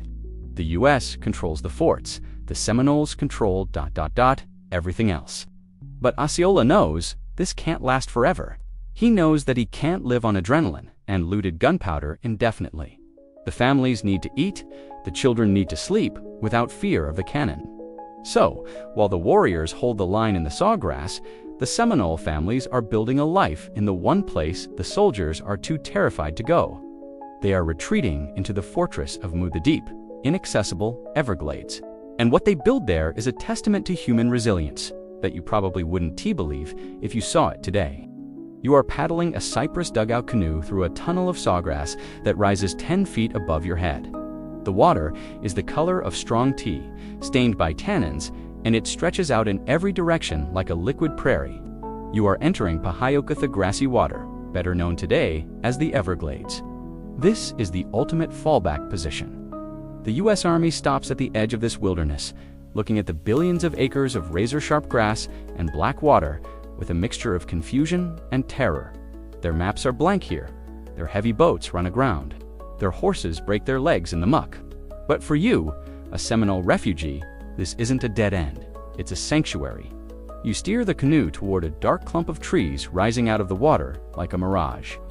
This is a Hamaka tree island, created by thousands of years of decaying vegetation accumulating on slightly higher limestone bedrock. It might only be a few feet above the water level, but that is enough. As you step onto the muddy shore, you realize this isn't just a campsite. It is a hidden city. The Seminoles have adapted their entire domestic life to this aquatic environment. The log cabins of the north are gone. In their place are chickees. These are architectural marvels of engineering efficiency. A chickee is essentially a platform raised about 3 feet off the ground on cypress poles, covered by a thatched roof of palmetto leaves. There are no walls. Walls stop the breeze. Walls trap the heat. In the swamp, airflow is life. The elevated floor keeps you above the flooding, the snakes, and the crawling insects. If the army gets close, you can knock the structure down in 10 minutes and vanish. It is mobile housing before the concept existed. But the real miracle here is the food. You might think that thousands of people hiding in a swamp would starve. And yes, hunger is a constant companion, but they are also pulling off an agricultural magic trick. Deep inside these hammocks, hidden from the view of any passing patrol boat, are gardens. The women are growing pumpkins, corn, and field peas. They are utilizing the incredibly fertile muck soil. But they have to be careful. You can't clear-cut the trees for sunlight because a clearing is visible from a distance. You have to garden in the dappled shade, using the natural canopy to hide your crops. And then there is the kunti root. We mentioned it before, but now, in the fortress of the Everglades, kunti processing becomes an industrial operation. The women gather the toxic roots, grate them, wash the pulp, and dry the starch. It creates a flour that lasts forever and provides the carbohydrates needed to keep fighting. Here is a quirky, grim detail about life in the hammocks: the discipline of silence. When you are hiding a village of hundreds of people from an army that might be paddling just a mile away, noise is death. The Seminoles develop a culture of absolute quiet. Dogs are muzzled or killed if they bark too much. Roosters, usually a staple of farm life, are eaten because their crowing is a liability. But the most heartbreaking stories concern the children. Mothers train their infants not to cry. It is said they would pinch the noses of babies or submerge them in water up to their chins to shock them into silence when patrols were near. A generation of Seminole children grows up learning that making a sound is the most dangerous thing you can do. Historians still argue about the quality of life in these camps. Was it a miserable, starving existence or a triumphant adaptation? Some evidence suggests that while luxuries like coffee, sugar, and cloth were scarce, the Seminoles were actually eating better than the U.S. soldiers chasing them. The soldiers were eating salted pork and hardtack dry biscuits that were often maggot-infested. The Seminoles were eating fresh venison, turkey, turtle, fish, and kunti bread. The swamp provided, if you knew how to ask. But the U.S. isn't just sitting on the perimeter anymore. The Navy is getting involved. This brings us to the mosquito fleet. The U.S. government, realizing that big ships are useless here, buys hundreds of canoes and small flat-bottomed boats. They put sailors and Marines in them and tell them to paddle into the Everglades. It is a disaster. These are blue water sailors. They are used to the open ocean, navigation by stars, and the smell of salt spray. Now they are pushing poles through mud, getting eaten alive by mosquitoes, and getting lost in a labyrinth where every turn looks exactly the same. They suffer from swamp fever, heat stroke, and crushing morale failure. You watch them from the safety of the sawgrass. You see a boatload of miserable sailors, sunburnt and cursing, paddling in circles. You could shoot them, but sometimes you don't even waste the powder. You just let the Everglades defeat them. Osceola moves between these hidden islands like a ghost. He uses the intricate network of canoe trails that the Seminoles have carved through the sawgrass.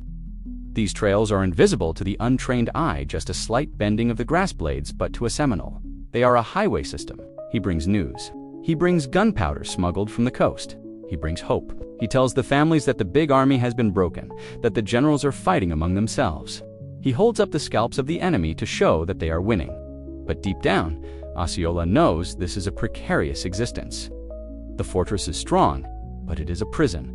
They are trapped. They can't trade. They can't expand. They are consuming the resources of the hammocks faster than nature can replenish them. The cattle herds are dwindling because there is no grass in the deep swamp for grazing, and the enemy is changing tactics. The failure of Winfield Scott was a lesson for the Americans. They realized they couldn't win a battle, so they decided to stop fighting a war and start fighting a pest control operation. A new commander is coming, Major General Thomas Jessup. He isn't a pompous aristocrat like Scott. He is a pragmatic, ruthless quartermaster general. He looks at the map and sees the supply lines. He realizes that he doesn't need to find the warriors to kill them. He just needs to find the pumpkins. You are safe in your chickie tonight, listening to the frogs and the distant thunder. But the Fortress of Mud has a weakness. It relies on secrecy, and secrets are hard to keep when thousands of soldiers are poking every clump of grass with a bayonet.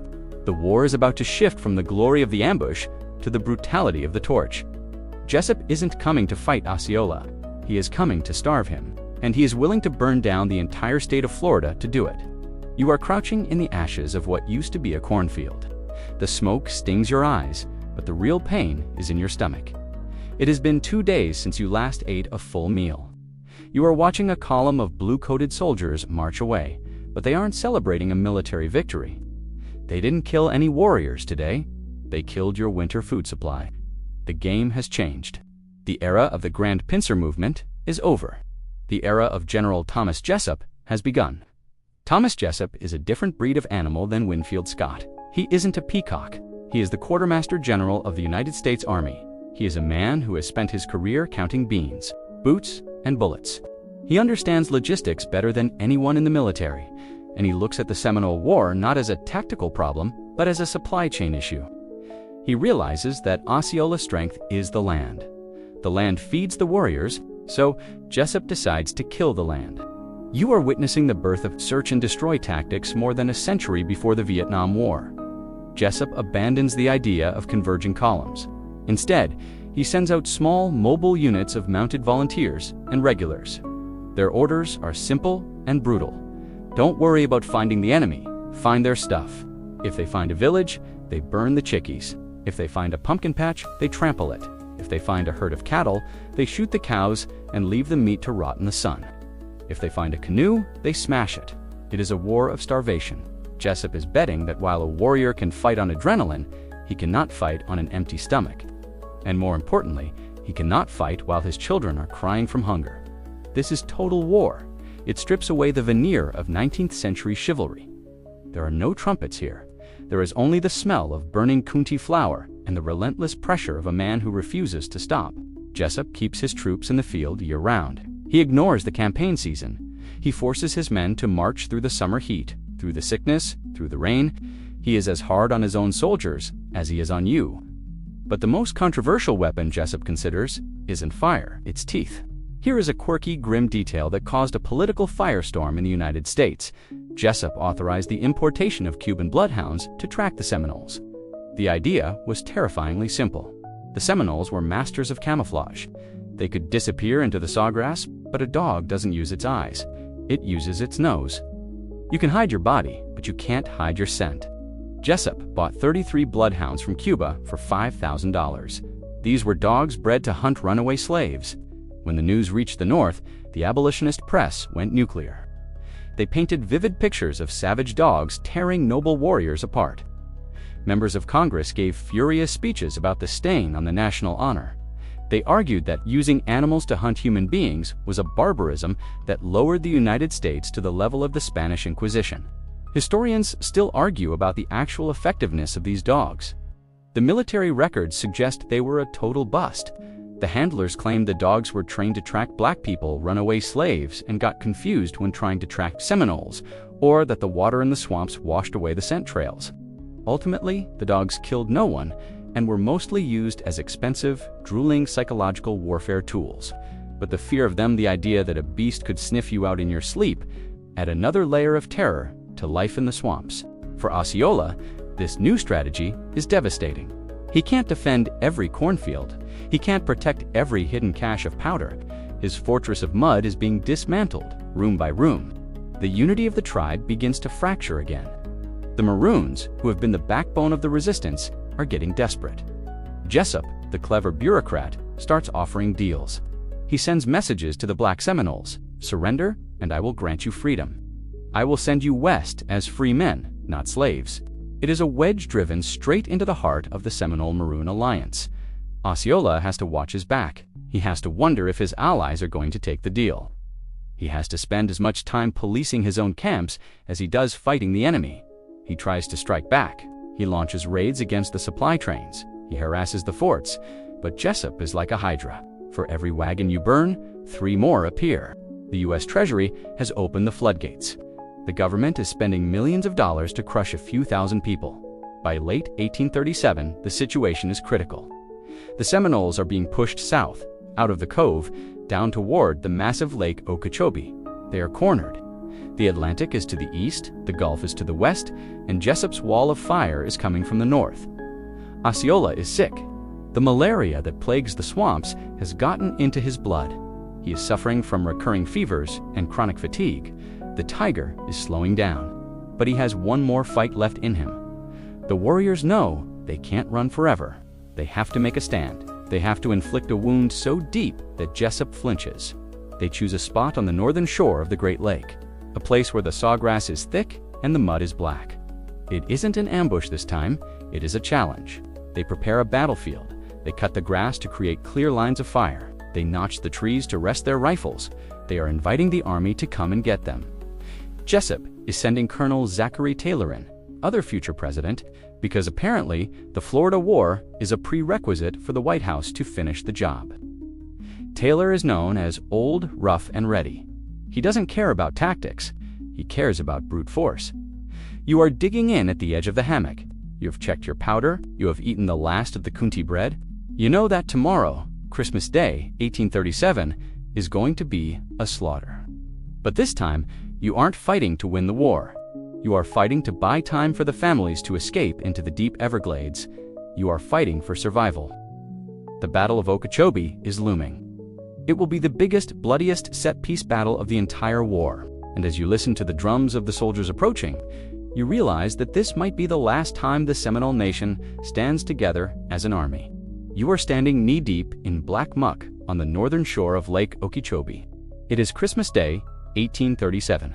While families in New York and Philadelphia are unwrapping gifts and roasting geese, you are preparing to receive a very different kind of visitor. The landscape here is a defensive masterpiece. The Seminoles have chosen a dense hameka, fortress of cypress and oaks, surrounded by a half-mile wide swamp of sawgrass and mud. But they didn't just pick this spot. They engineered it. You look out at the sawgrass in front of your position. The warriors have cut it down. They have trimmed the grass to knee height, creating a perfect, unobstructed field of fire. It is a killing zone designed with cold, mathematical precision. Furthermore, the trees inside the hammock have been notched cuts made in the bark to serve as rifle rests.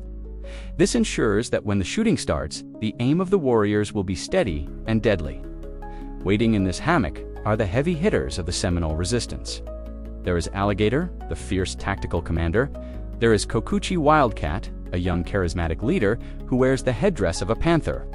There is the ancient, uncompromising medicine man Sam Jones, our Pika, who has sworn he will never leave Florida. And somewhere in the shadows, perhaps too weak to hold a rifle but still lending his spiritual weight to the line, is Osceola. Marching toward you is Colonel Zachary Taylor. Taylor is the antithesis of the polished Winfield Scott. He wears a straw hat and plain clothes. He chews tobacco. His men call him old, rough, and ready. He doesn't believe in fancy maneuvers. He looks at your position of fortified hammock protected by a swamp hand. He does unsee a puzzle to be solved. He sees a wall to be smashed. He has over 800 men, a mix of regular infantry and Missouri volunteers. He knows you are there. The Seminoles have left trails, practically inviting him to the party. Taylor accepts the invitation. He orders a frontal assault. To a modern military strategist, this looks like suicide. To send men wading through waist-deep mud directly into the teeth of a fortified enemy with pre-ranged lines of fire is madness. But Taylor operates on the logic of brute force. He believes that American discipline will eventually overcome Seminole bullets. The battle begins around noon. The sun is high and bright. The first wave consists of the Missouri volunteers, led by Colonel Richard Gentry. They step into the sawgrass. Imagine the horror of this advance. You can't run. The mud sucks at your boots. The sawgrass that hasn't been cut slices your hands. You are moving in slow motion, and the moment you enter the cut zone, the hammock erupts. The Seminole fire is withering. It is disciplined and accurate. Colonel Gentry is hit almost immediately. He falls, shouting for his men to push on, but he is dying. The volunteers are shredded. They take heavy casualties and break, scrambling back through the mud in a panic. Taylor doesn't blink. He sends in the next wave. The regular soldiers of the 4th and 6th Infantry. These men are professionals. They don't run. They wade forward, holding their muskets high to keep the powder dry. But the Seminoles are executing their standard doctrine: shoot the chiefs. The officers and NCOs drop like flies. Lieutenant Colonel Alexander Thompson, commanding the 6th, is killed. His adjutant is killed. In some companies, every single officer is hit. The leadership structure of the regiment is decapitated in minutes. The soldiers are left leaderless in the middle of a swamp, taking fire from an enemy they can't even see.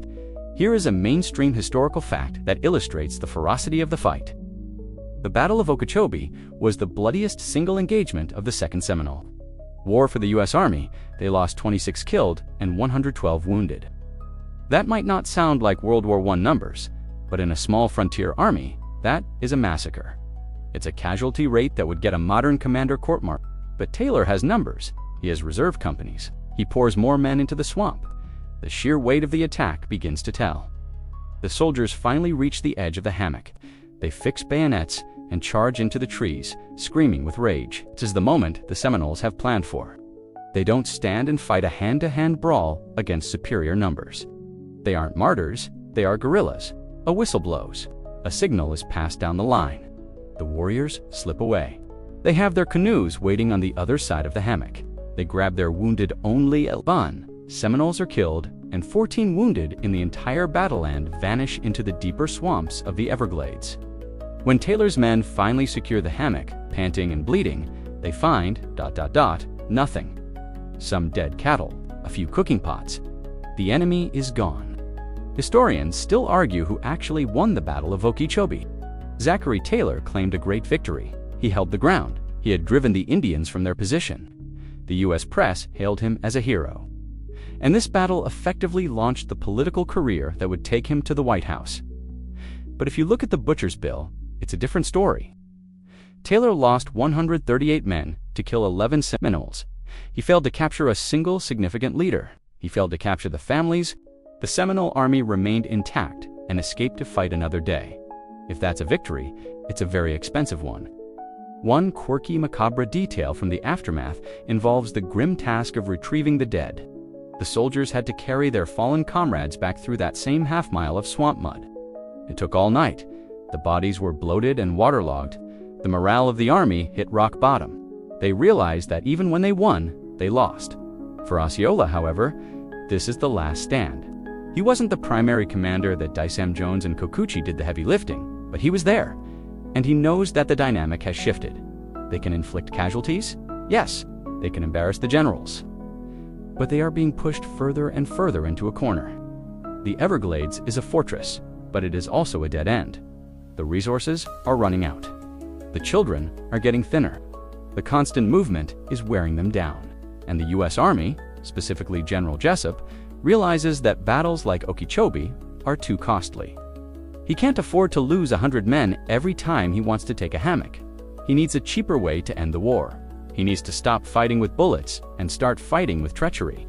Jessup decides to tear up the rulebook of civilized warfare completely. He looks at the white flag of truce, the universal symbol of parley and passant, sees a weapon. Osceola, suffering from malaria and exhaustion, is camped nearby. He is tired.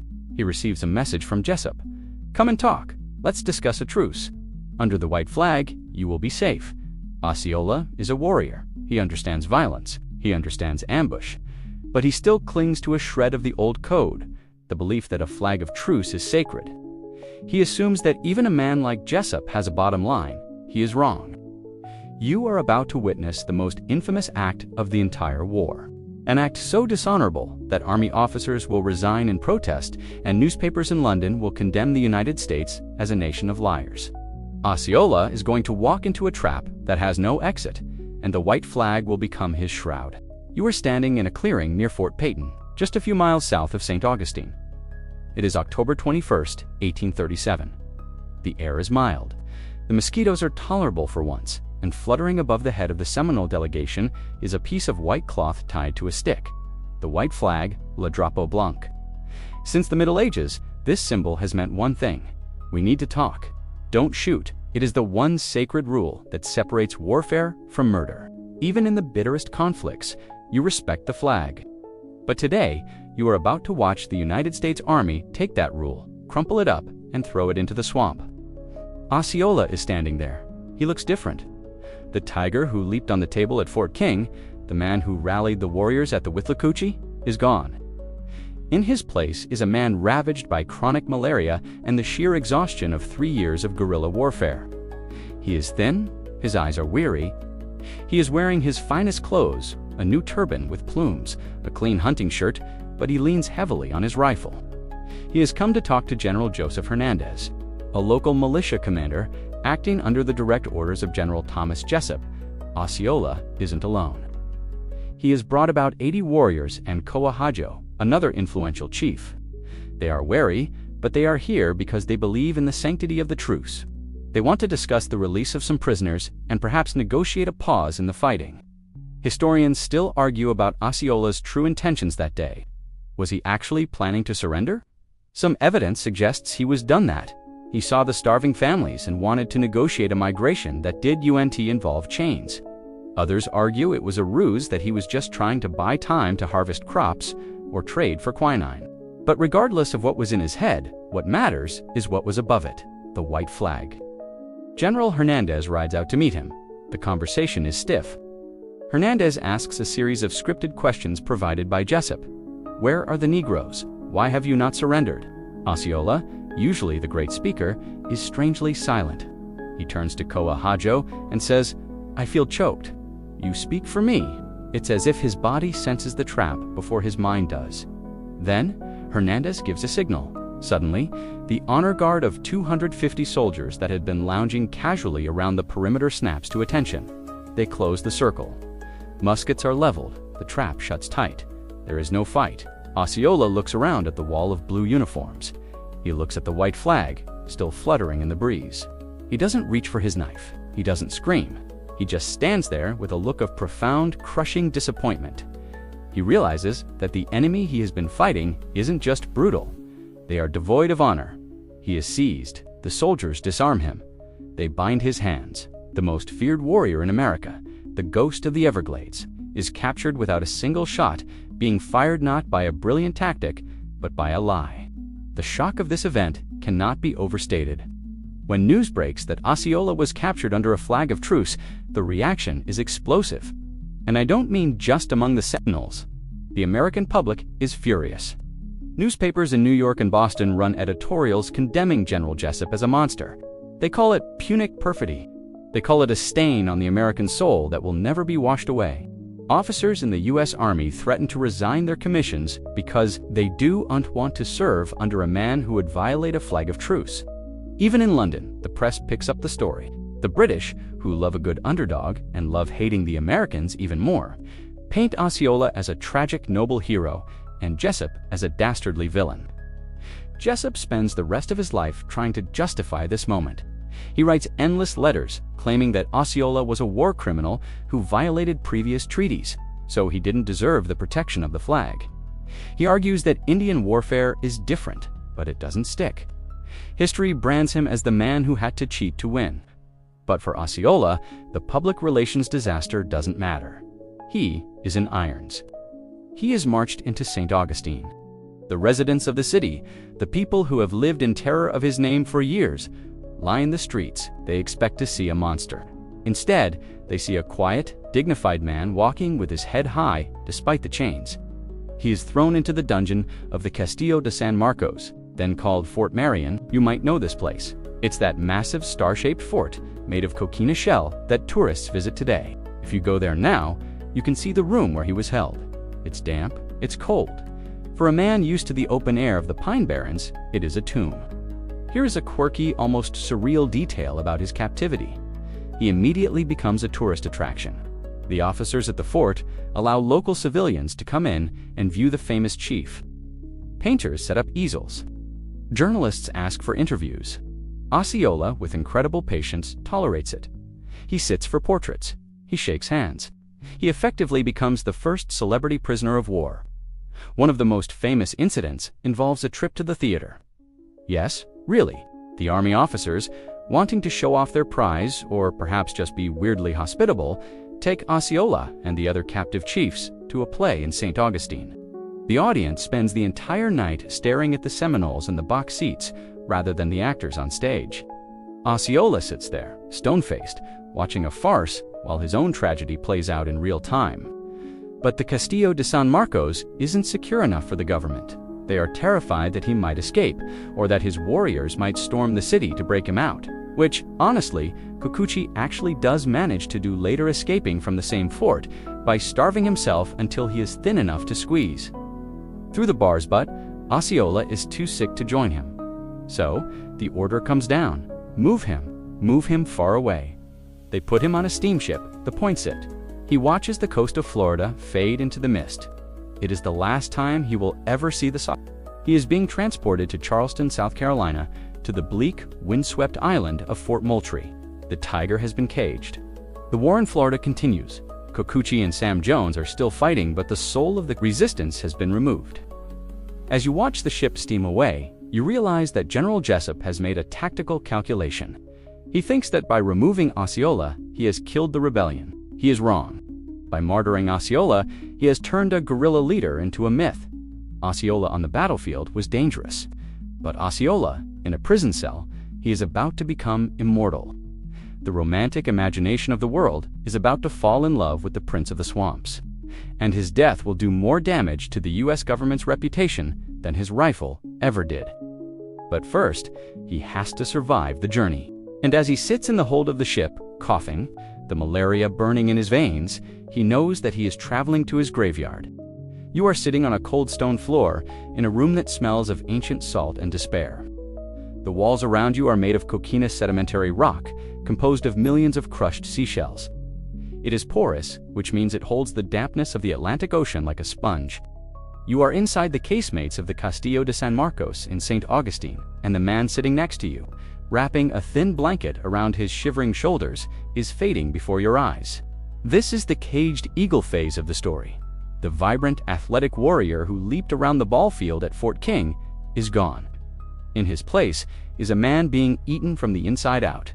Osceola is dying.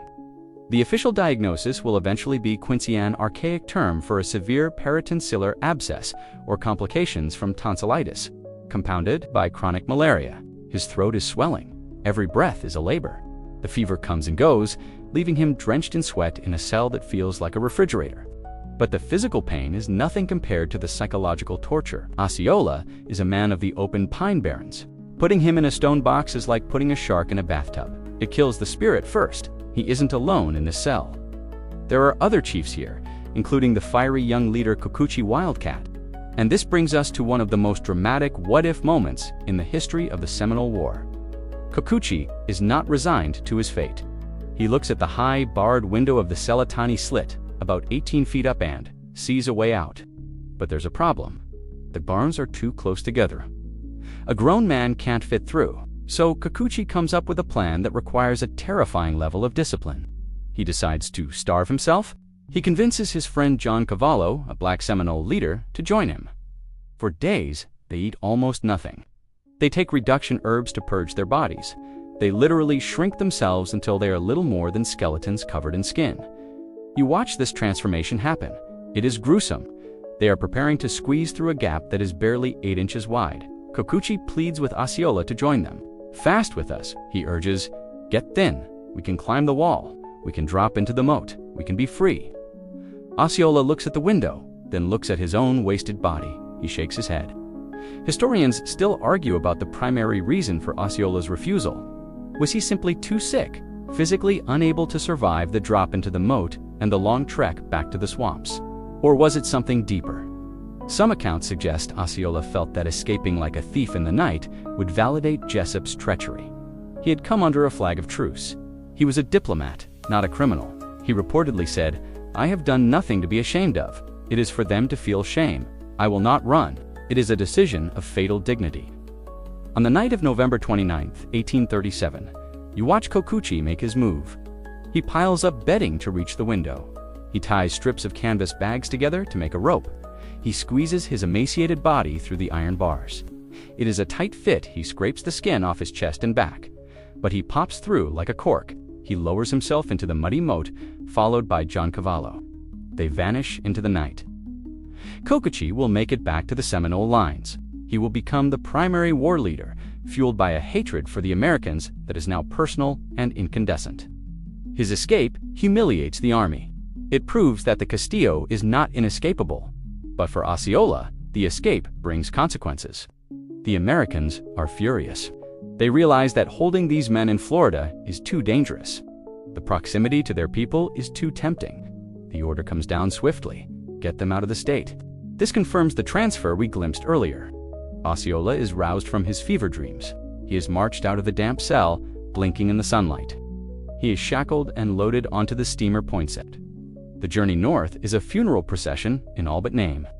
As the ship churns through the Atlantic swells, heading towards South Carolina, Osceola spends his time on deck, staring at the receding coastline. He knows he is seeing the land. He fought for the land that holds his mother S. bones and his daughter S. future for the last time. The Prince of the Swamps is now just cargo. But something strange happens when the ship docks in Charleston on January 1st, 1838. You expect a hostile reception. After all, South Carolina is the heart of the plantation South. These people should hate Osceola. He is the symbol of the slave rebellion. He is the man who cost the government millions. Instead, the dock is packed with people who are ... cheering. This is the celebrity phenomenon kicking into high gear. The press coverage of his capture, the treacherous white flag, has done its work. The public doesn't see a bloodthirsty savage. They see a romantic victim. They see a noble savage straight out of a Cooper novel. They are fascinated by him. Osceola is transferred to Fort Moultrie on Sullivan's Island. It's a more comfortable prison than the Castillo. He is given a room, not a cell. He has freedom to walk the ramparts, but the irony is thick enough to choke on. Fort Moultrie is famous for being the place where the Patriots defeated the British Navy in 1776. It is a shrine to American liberty, and here, in the shadow of the Liberty flag, sits a man who is stripped of his liberty by a flag of truce.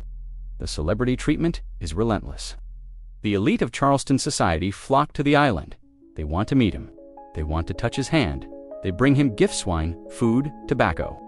One quirky, uncomfortable detail is the fashion aspect. The ladies of Charleston are reportedly swooning over Osceola. They love his melancholy eyes and his dignified bearing. They sketch him. They write poems about him. He becomes the 1838 equivalent of a tragic rock star in rehab. Osceola plays the part. He dresses impeccably every day. He wears his 3 ostrich plumes. He wraps his turban just so. He receives the visitors with a polite, stoic silence. But you, sitting with him in the quiet moments after the tourists leave, see the truth. The adulation means nothing. The freedom of the fort is a lie. His throat is closing up. He can barely swallow the fine wine they bring him. he is suffocating not just from the infection, but from the heartbreak. He asks for news from Florida. He hears that the war is grinding on. He hears that Jessup is still burning villages. He realizes that his sacrifice didn't stop the machine. The caged eagle is preparing to fold his wings. And as the cold January winds whip across the Charleston harbor, a painter named George Catlin arrives. He is rushing to capture the face of the legend before the light goes out of his eyes forever. Osceola agrees to sit for one final portrait. He knows it will be his legacy. He wants the world to see him, not as a prisoner, but as a warrior. But he also knows, with the instinct of a man who has lived close to death his whole life, that he won't live to see the paint dry. You are standing on the ramparts of Fort Moultrie, looking out over the gray, choppy waters of Charleston Harbor. It is January 1838. Behind you, the American flag snaps in the wind, the same flag that flew over this fort when Sergeant William Jasper heroically raised it during the Revolutionary War. But today, the crowds gathering at the gates aren't here to honor dead patriots. They are here to gawk at a dying one. Osceola has been in Charleston for just a few weeks, and he has transformed from a guerrilla commander into a tragic living exhibit. This is the peak of Osceola mania. It is a bizarre, uniquely American cultural phenomenon where the public simultaneously destroys indigenous people and romanticizes them. The same newspapers that called for his extermination a year ago are now printing breathless descriptions of his noble brow and melancholy smile. You watch the daily procession. It feels less like a prison and more like a twisted royal court. The elite of South Carolina society, the plantation owners, the merchants, the debutantes come to the fort with special passes. They treat the casemates like a salon. Osceola plays his part with an excruciating stoic dignity. He is aware that he is on stage. Despite the throbbing pain in his throat and the fever that makes his joints ache, he spends hours every morning preparing his appearance. He refuses to be seen in the rags of a defeated refugee. He dresses in his signature turban with the 3 ostrich plumes, his calico hunting shirts, and his silver ornaments. He paints his face with the vermilion dust he has saved, carefully marking the lines of a warrior. He understands something the white tourists don't. Image is warfare by other means. If he looks like a king, he defeats their narrative that he is a savage. But look at the men around him. There is Micanopy, the head chief. He is depressed, stripping off his finery, often refusing to leave his cell. There is Cloud and King Philip. They are broken men, bewildered by the attention. They sit in the corner, smoking pipes, watching the parade of white faces with suspicion. Osceola stands apart. He shakes hands. He accepts the gifts of wine and fruit, though he can barely swallow them. Here is a mainstream historical fact that underscores the strangeness of this captivity. Osceola and the other chiefs were allowed almost total freedom within the fort walls. They weren't locked in cells during the day. They could wander the grounds, watch the ships, and even receive guests in the officers' quarters. The commander of the fort, Captain Pitcairn Morrison, treated Osceola more like a visiting diplomat than a prisoner of war.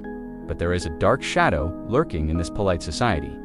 His name is Dr. Frederick Whedon. You need to pay attention to this man. Dr. Whedon is a physician from St. Augustine who traveled with the prisoners to Charleston. He acts as Osceola's personal doctor.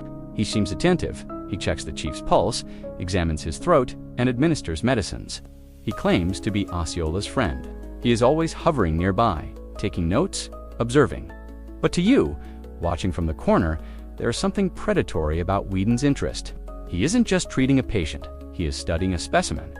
He is obsessed with Osceola. He looks at the chief the way a collector looks at a rare butterfly, one that is beautiful while fluttering, but perhaps easier to study if it were pinned to a board. As January drags on, the massive abscess in Osceola's throat gets worse. The simple act of speaking becomes agony. The voice of the Seminole resistance is being silenced. The tourists don't see the pain. They only see the romantic hero. They project their own fantasies onto him. To the Southern aristocrats, he is a symbol of defiance against the federal government, a sentiment they are beginning to nurture themselves leading up to the Civil War. To the abolitionists in the North, he is a martyr for freedom. He is a blank canvas upon which white America paints its own anxieties. One quirky, illustrative detail of this period is the sheer volume of artwork produced.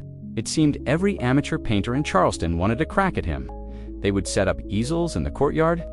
Osceola would sit for them, patient as a stone, while they got his nose wrong or made his skin to light.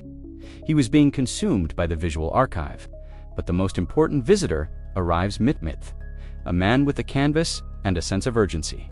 George Catlin. We mentioned him briefly, but now he is here in the flesh. Catlin is the most famous painter of indigenous Americans in history. He has traveled up the Missouri River, lived with the Mandan and the Sioux. He hears that Osceola is at Fort Moultrie and arguably dying, and he rushes from New York to Charleston. Catlin enters the room and is immediately struck by the vibe. He later writes that Osceola was a man of general and universal popularity. He sees the chief holding court, surrounded by officers and ladies. Catlin sets up his easel. Osceola, recognizing a professional, agrees to pose. He puts on his full regalia. He stands tall. This interaction is the final act of Osceola's public life.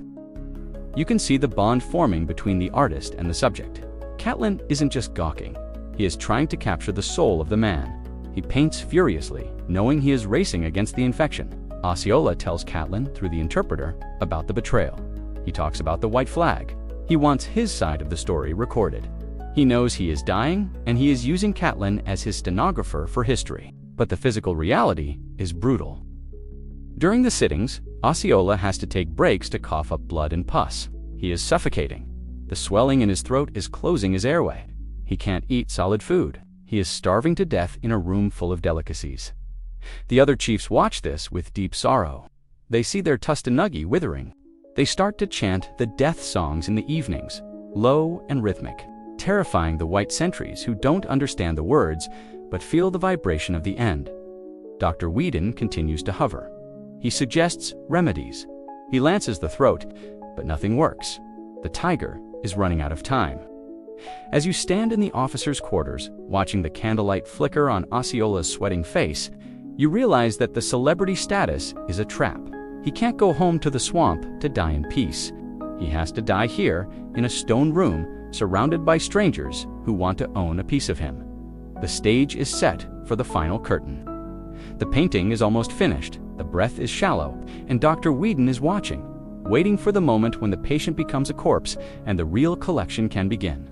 You are standing in the corner of a dim room in Fort Moultrie, and the sound of breathing is the only thing that matters.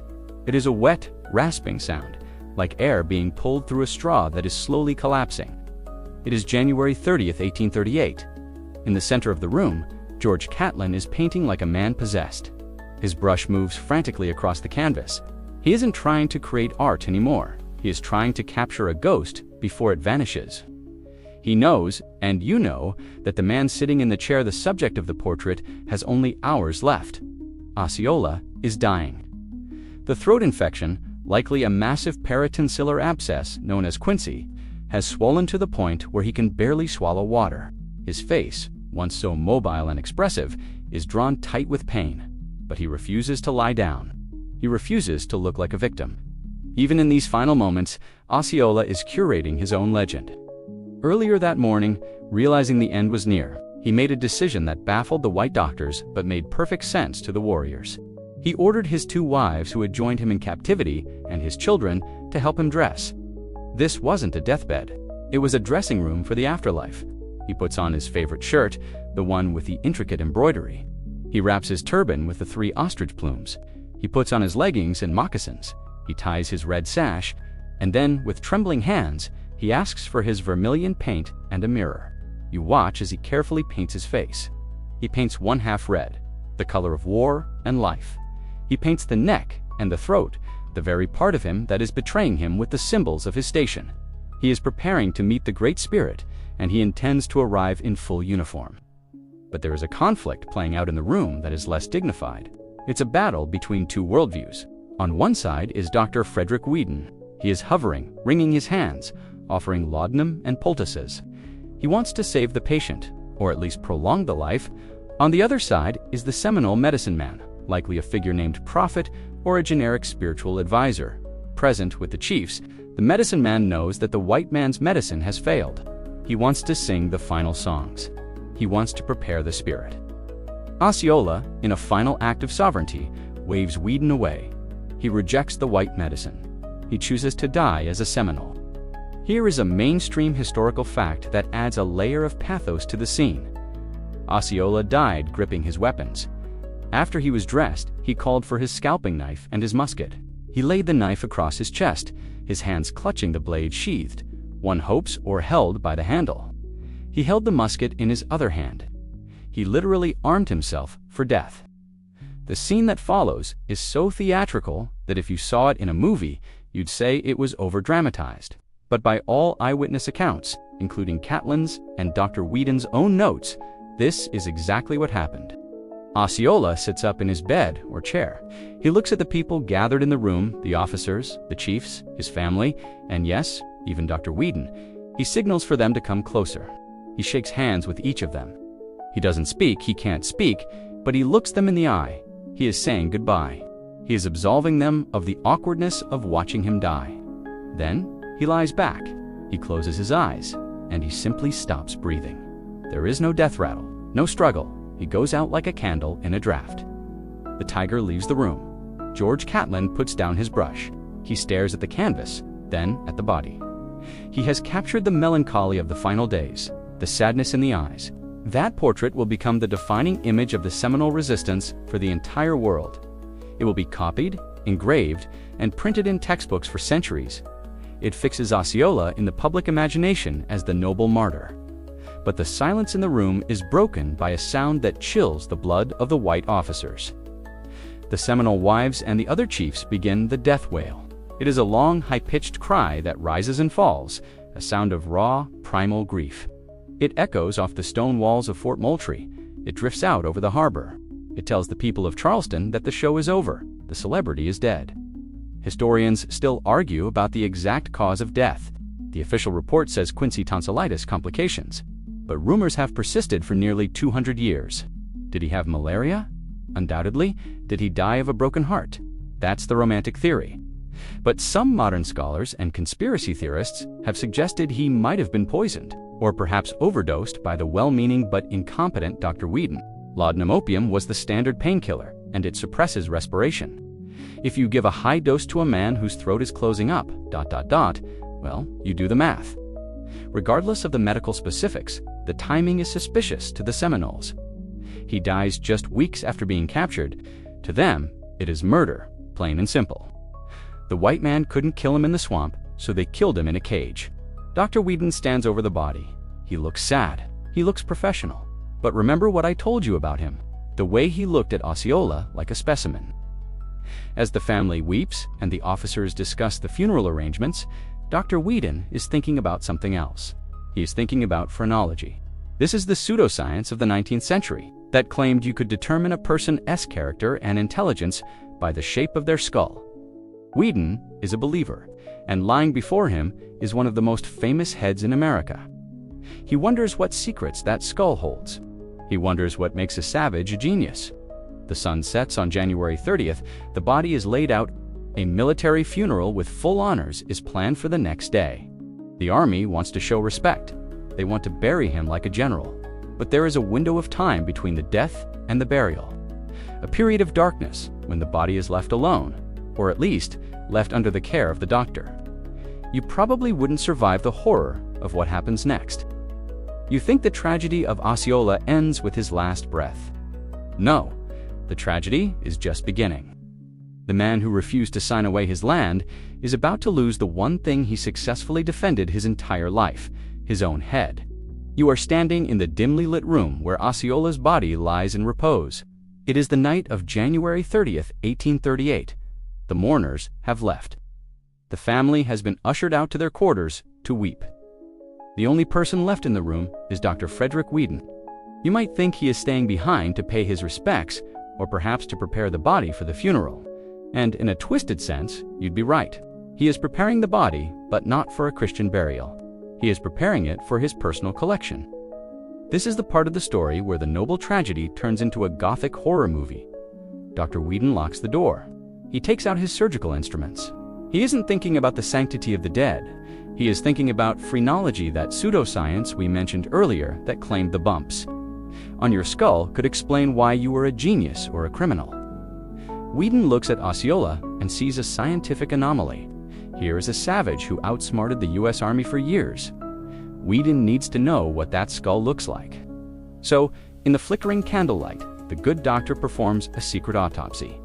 He makes an incision around the neck. He saws through the vertebrae. He removes Osceola's head. You probably wouldn't survive the nausea of watching this, let alone the ethical implications. Whedon doesn't stop there. He needs to hide the crime. He wraps the head in a scarf or a cloth and smuggles it out of the room, possibly hiding it in his own medical bag or tucking it under his coat. Then he returns to the body. He arranges the scarf and the high collar of Osceola's shirt to conceal the fact that the neck ends abruptly. He closes the coffin lid. The next morning, January 31st, the funeral takes place. It is a grand affair. The U.S. Army, unaware that they are burying a headless corpse, pulls out all the stops. There is a military escort. The guns of Fort Moultrie fire a salute. The officers wear their dress uniforms. Osceola is buried near the entrance of the fort, under a simple stone slab that reads, Osceola, patriot and warrior, died at Fort Moultrie. January 30th, 1838. It is a touching tribute. It is also a lie. Here is a mainstream historical fact that makes your skin crawl. Dr. Whedon didn't just keep the head in a jar in a dusty back room. He preserved it using an embalming method involving preservatives and tanning. He effectively turned Osceola's head into a leather-bound curiosity.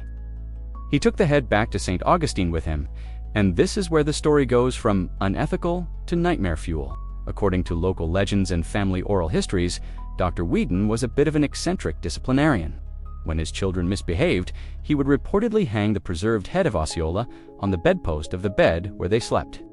Imagine being a 6-year-old kid in 1840s Florida, waking up in the middle of the night, and staring into the tanned, dead face of the most feared warrior in American history, dangling 2 feet from your nose.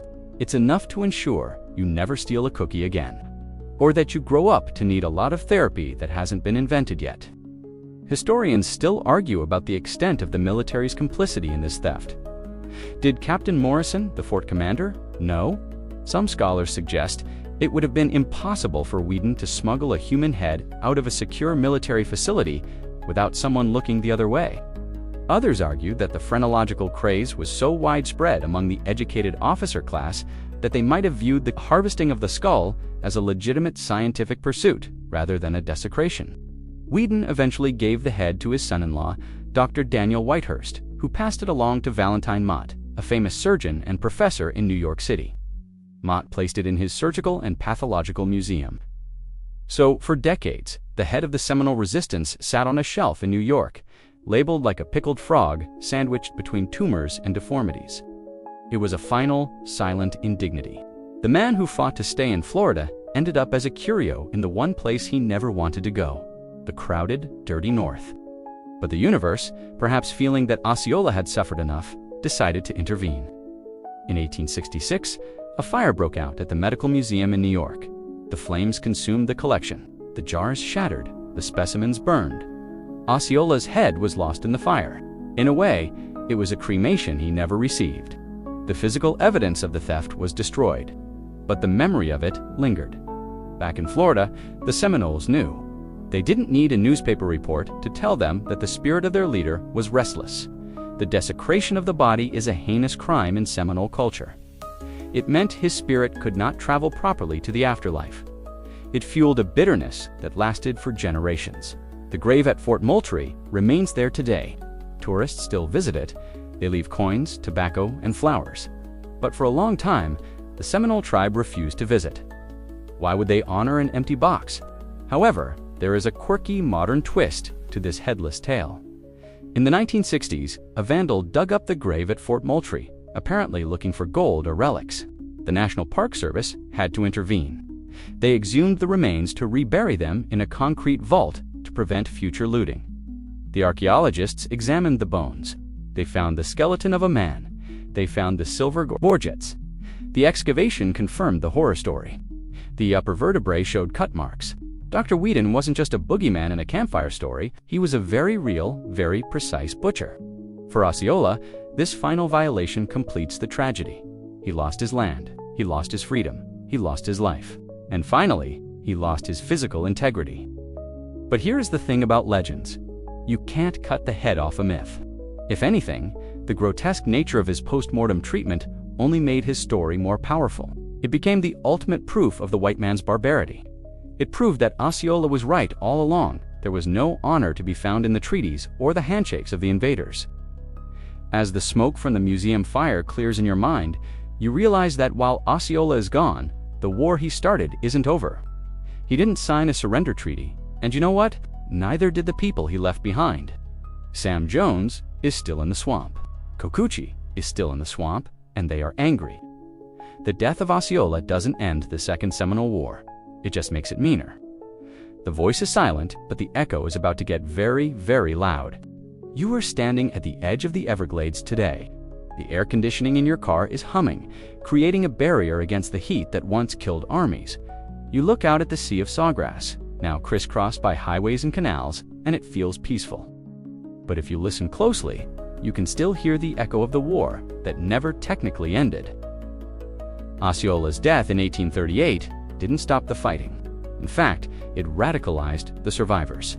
Cocucci, the man who squeezed through the bars of the Castillo, returned to the swamps with a heart full of vengeance. He and the elderly medicine man, Sam Jones, kept the United States Army running in circles for another 4 years.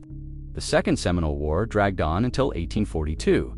It became the Vietnam of the 19th century, a quagmire that drained the national treasury and ruined political careers.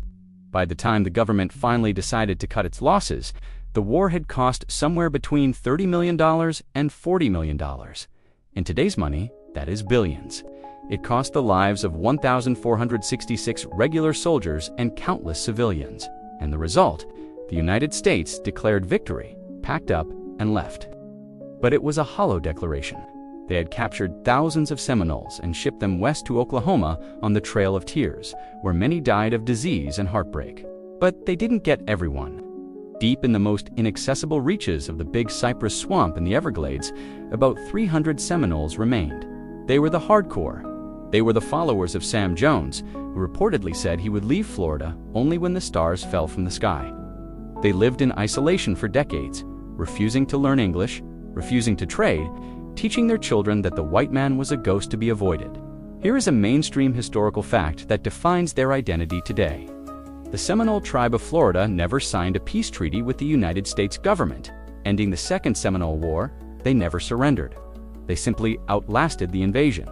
They are the unconquered people. Fast forward to the 20th century. The descendants of those 300 survivors emerged from the swamps not as beggars, but as savvy entrepreneurs. They started with chicky tourism and alligator wrestling, selling the wild image to tourists. Then, in 1979, they opened a high-stakes bingo hall in Hollywood, Florida. The state tried to shut it down. The Seminoles took them to court, arguing that as a sovereign nation, state laws didn't apply to them. They won. That court case birthed the entire Indian gaming industry in the United States. And then came the ultimate irony. In 2006, the Seminole tribe of Florida, the descendants of the people Andrew Jackson, tried to exterminate to clear the way for white commerce purchased Hard Rock International for $965 million.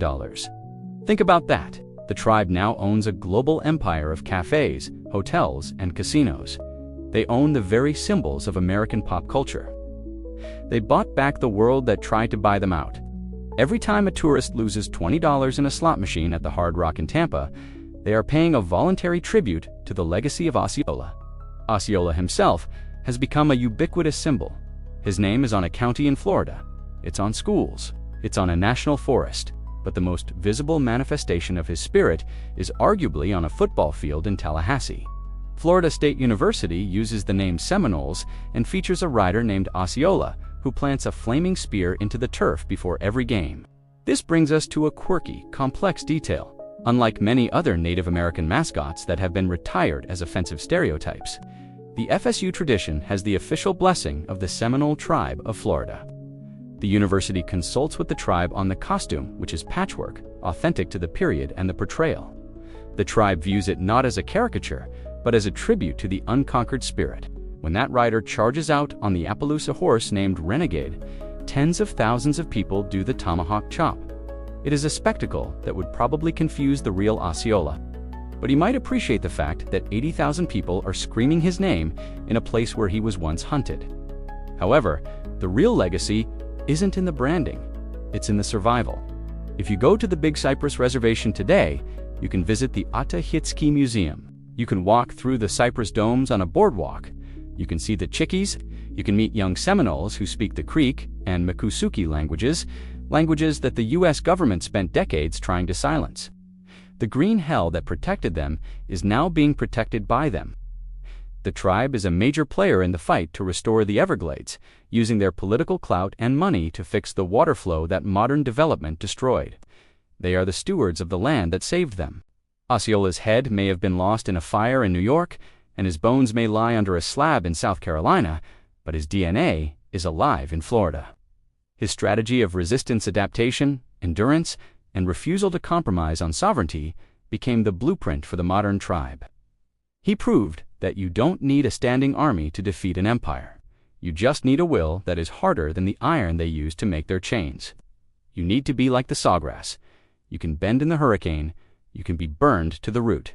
But when the smoke clears, you always grow back. So, the next time you find yourself in Florida, maybe driving past a strip mall or waiting in line at a theme park, look at the tree line. Look at the palmettos. Remember that this wasn't always a vacation destination. It was a battlefield. It was a place where a man named Billy Powell looked at the most powerful military on earth and said, "No." And if you listen very carefully over the noise of the traffic and the hum of the power lines, you might still hear it. Not a war cry, not a gunshot, but the wind moving through the cypress trees, whispering the one word that the Seminoles value above all others, Istwa. It means people, and they are still here. Now, let the noise of the history books fade. Let the crack of the muskets and the roar of the cannons dissolve into the distance. We've walked a long road tonight, from the red clay of Alabama to the black water of the Withlacoochee, from the cages of St. Augustine to the neon lights of a modern casino. It's been a journey through heat, blood, and the kind of heavy, humid air that sticks to your soul. But you're safe now. You're not in the sawgrass. There are no soldiers waiting in the tree line, no desperate treks through the mud. You are right here, in the comfort of your own space. The only darkness around you is the kind you've chosen, a soft, welcoming blanket to wrap yourself in. Take a deep breath. Can you feel it? The cool, clean air filling your lungs, washing away the smoke of the campfires? Let your shoulders drop. Let the tension of the chase drain out of your muscles. Osceola can rest now, and so can you. His fight is over, his story is told. It's carved into the stone of history, unchangeable and finished. You don't need to carry the weight of those years. You can leave the heavy wool coats and the sharp flints back in the 19th century. Here, in this moment, the world is quiet. The rhythm of the swamp has slowed down to the steady, comforting beat of your own heart. Close your eyes. Imagine the Everglades not as a place of war, but as a place of peace. The water is still, reflecting the stars like a mirror. The birds are sleeping. The wind is gentle, rustling the leaves with a sound like a lullaby. It's a place of ancient, deep sleep. Drift along that quiet river. Let the current take you. There are no more maps to follow, no more treaties to sign, just the soft darkness and the promise of rest.